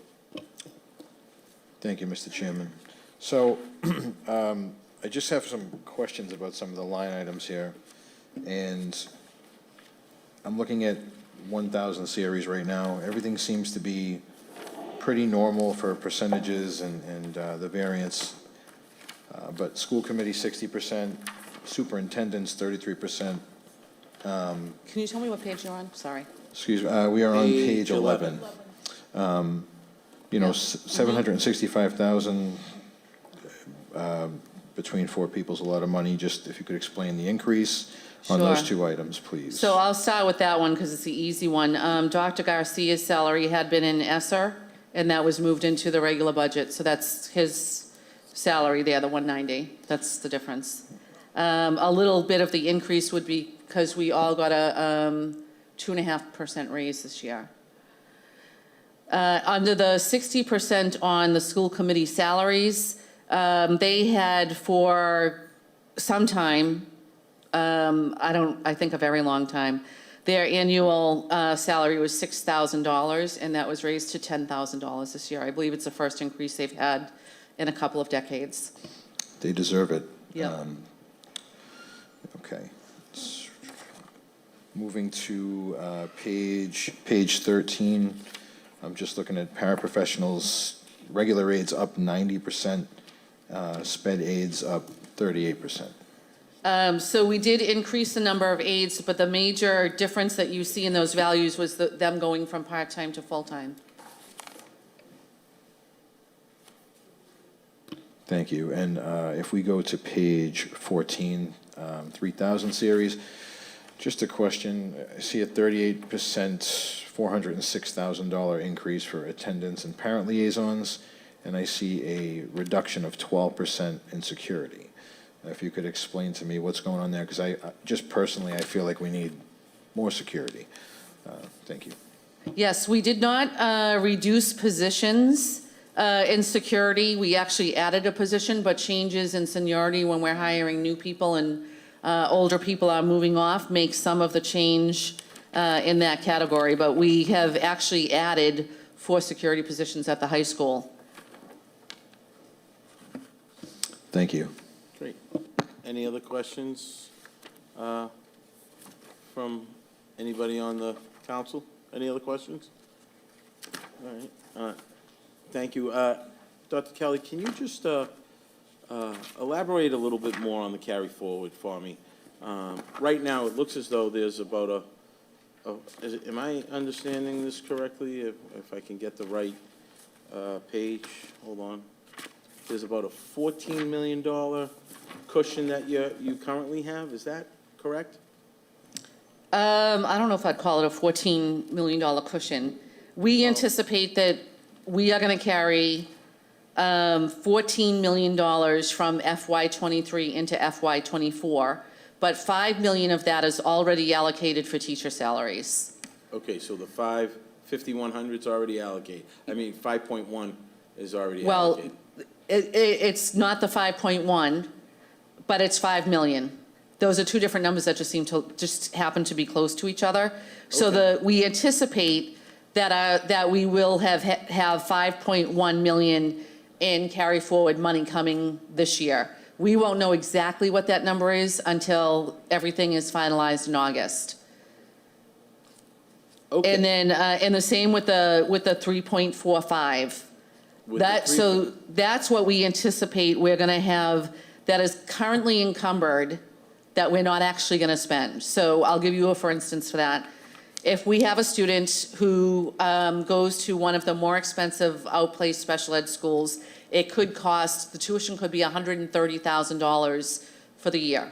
So we would write a requisition for that school for $130,000 for that student. If in January that student moves to Everett, we don't, even though we have $130,000 encumbered in that requisition, we're not going to spend that. We're not going to continue to pay it. So at the end of the year, when we reconcile everything, and I'll be honest with you, in a scenario like the one we just gave, we don't usually close out those POs because half the time those kids come back to Revere. And then in March, we're paying their tuition again. Oh. So there's all that off and on that happens with kids, particularly in our catchment area of Revere, Malden, Everett, Chelsea. Our kids come back and forth among us repeatedly in a year. And so we wait until the end of the school year, and that's when those POs and things are closed out. And I know it sounds like a huge amount of money, $3.4 million. It's definitely a lot of money. But when you're looking at a $142 million budget, it's a very small amount in comparison. Sure. So we do feel like, and we will know this for sure in August when these numbers are finalized, that we're going to come out of FY23 with a $14.568 million, 5 of which we've already allocated for teachers, 6 of which we hope will stay in our carry forward for that cliff that we're going to hit in a couple of years, and then roughly 3.4 that will go to the school committee. And again, I'll go back to your days on the school committee. In October every year, we come back to the school committee and say, here's what we have in carry forward. What do you want to do with it? Do you want to let some of it flow through? Do you want to spend it all on non-salaried positions? Because we're not, it's like, you know, money that we're not going to have long-term. We're not going to try to have a permanent order coming off of that kind of money. But we might do something like buy new furniture for the elementary school libraries that need it, or you know, other expenditures like that. We usually talk to the principals to see what they need, and then share that with the school committee and give them an opportunity to say what they need, or what they think that we need. So the $6 million in district reserve. Yep. You're putting $6 million. You're saying you're putting $6 million away. Is that what I'm understanding? Last year we put away the 3.610. That's actual. That's actual. That's and actual. Now you're projecting $6 million. We're projecting that will be up to 6 million, not an additional 6. Oh, okay. But That's that the balance. reserve, correct. Okay, that's the reserve balance. Yeah, is gonna and be that up. could go up or down depending on what happens as we close stuff out. We might not have that full 6 million to go I there. understand. Okay. All right. Yeah, that's fine. I just, I wanted some clarification on that. Thank you. Any other, Councilor Cogliandro, kind of hit some of those big increased percentages, so he took away some of my questions, which, that's okay, I'm sure that's fine. Any other questions from the council? No? Oh, Councilor Silvestri, thank you. Thank you, Mr. Chairman. No question. Dr. Kelly, I'd just like to congratulate you on another school year. I know the kids were out today, so enjoy your summer for as much as you can, and you'll be back at it soon enough. Thank you. Thank you very much. Great, thank you. I think if no further questions, I think this meeting is adjourned. Thank you, Dr. Kelly. Great. Next meeting is, oh, did you want to do, huh? You want to quickly, if you don't mind, we have the regional schools just to take care of quickly, and I can have Rich just quickly go through that, because it's, all right. Good evening, everybody. Thank you. Just on behalf of the Northeast Vocational School, I'm here just to give you a brief synopsis of what the appropriation is for. As you may know, we are the largest member of the regional school at about 21% of total enrollment. I believe we have 256 students for fiscal year 2024. That assessment comes from the business manager at the Voc, and so we just appropriate exactly what our assessment is from them. But on top of that, they are also in the process of building a new vocational high school, which is in the process of being done. We are obligated to pay our portion of that debt service, which is $380,000, which is also part of the assessment. So in total, the operation and the capital make up the total assessment for fiscal year 2024. Can't answer too many questions about the operations of the school, but typically we get an assessment from them every April or May, and we bring it before you for appropriation to pay for those students from the city of Revere that attend the vocational school. So happy to try to answer any questions with regard to that.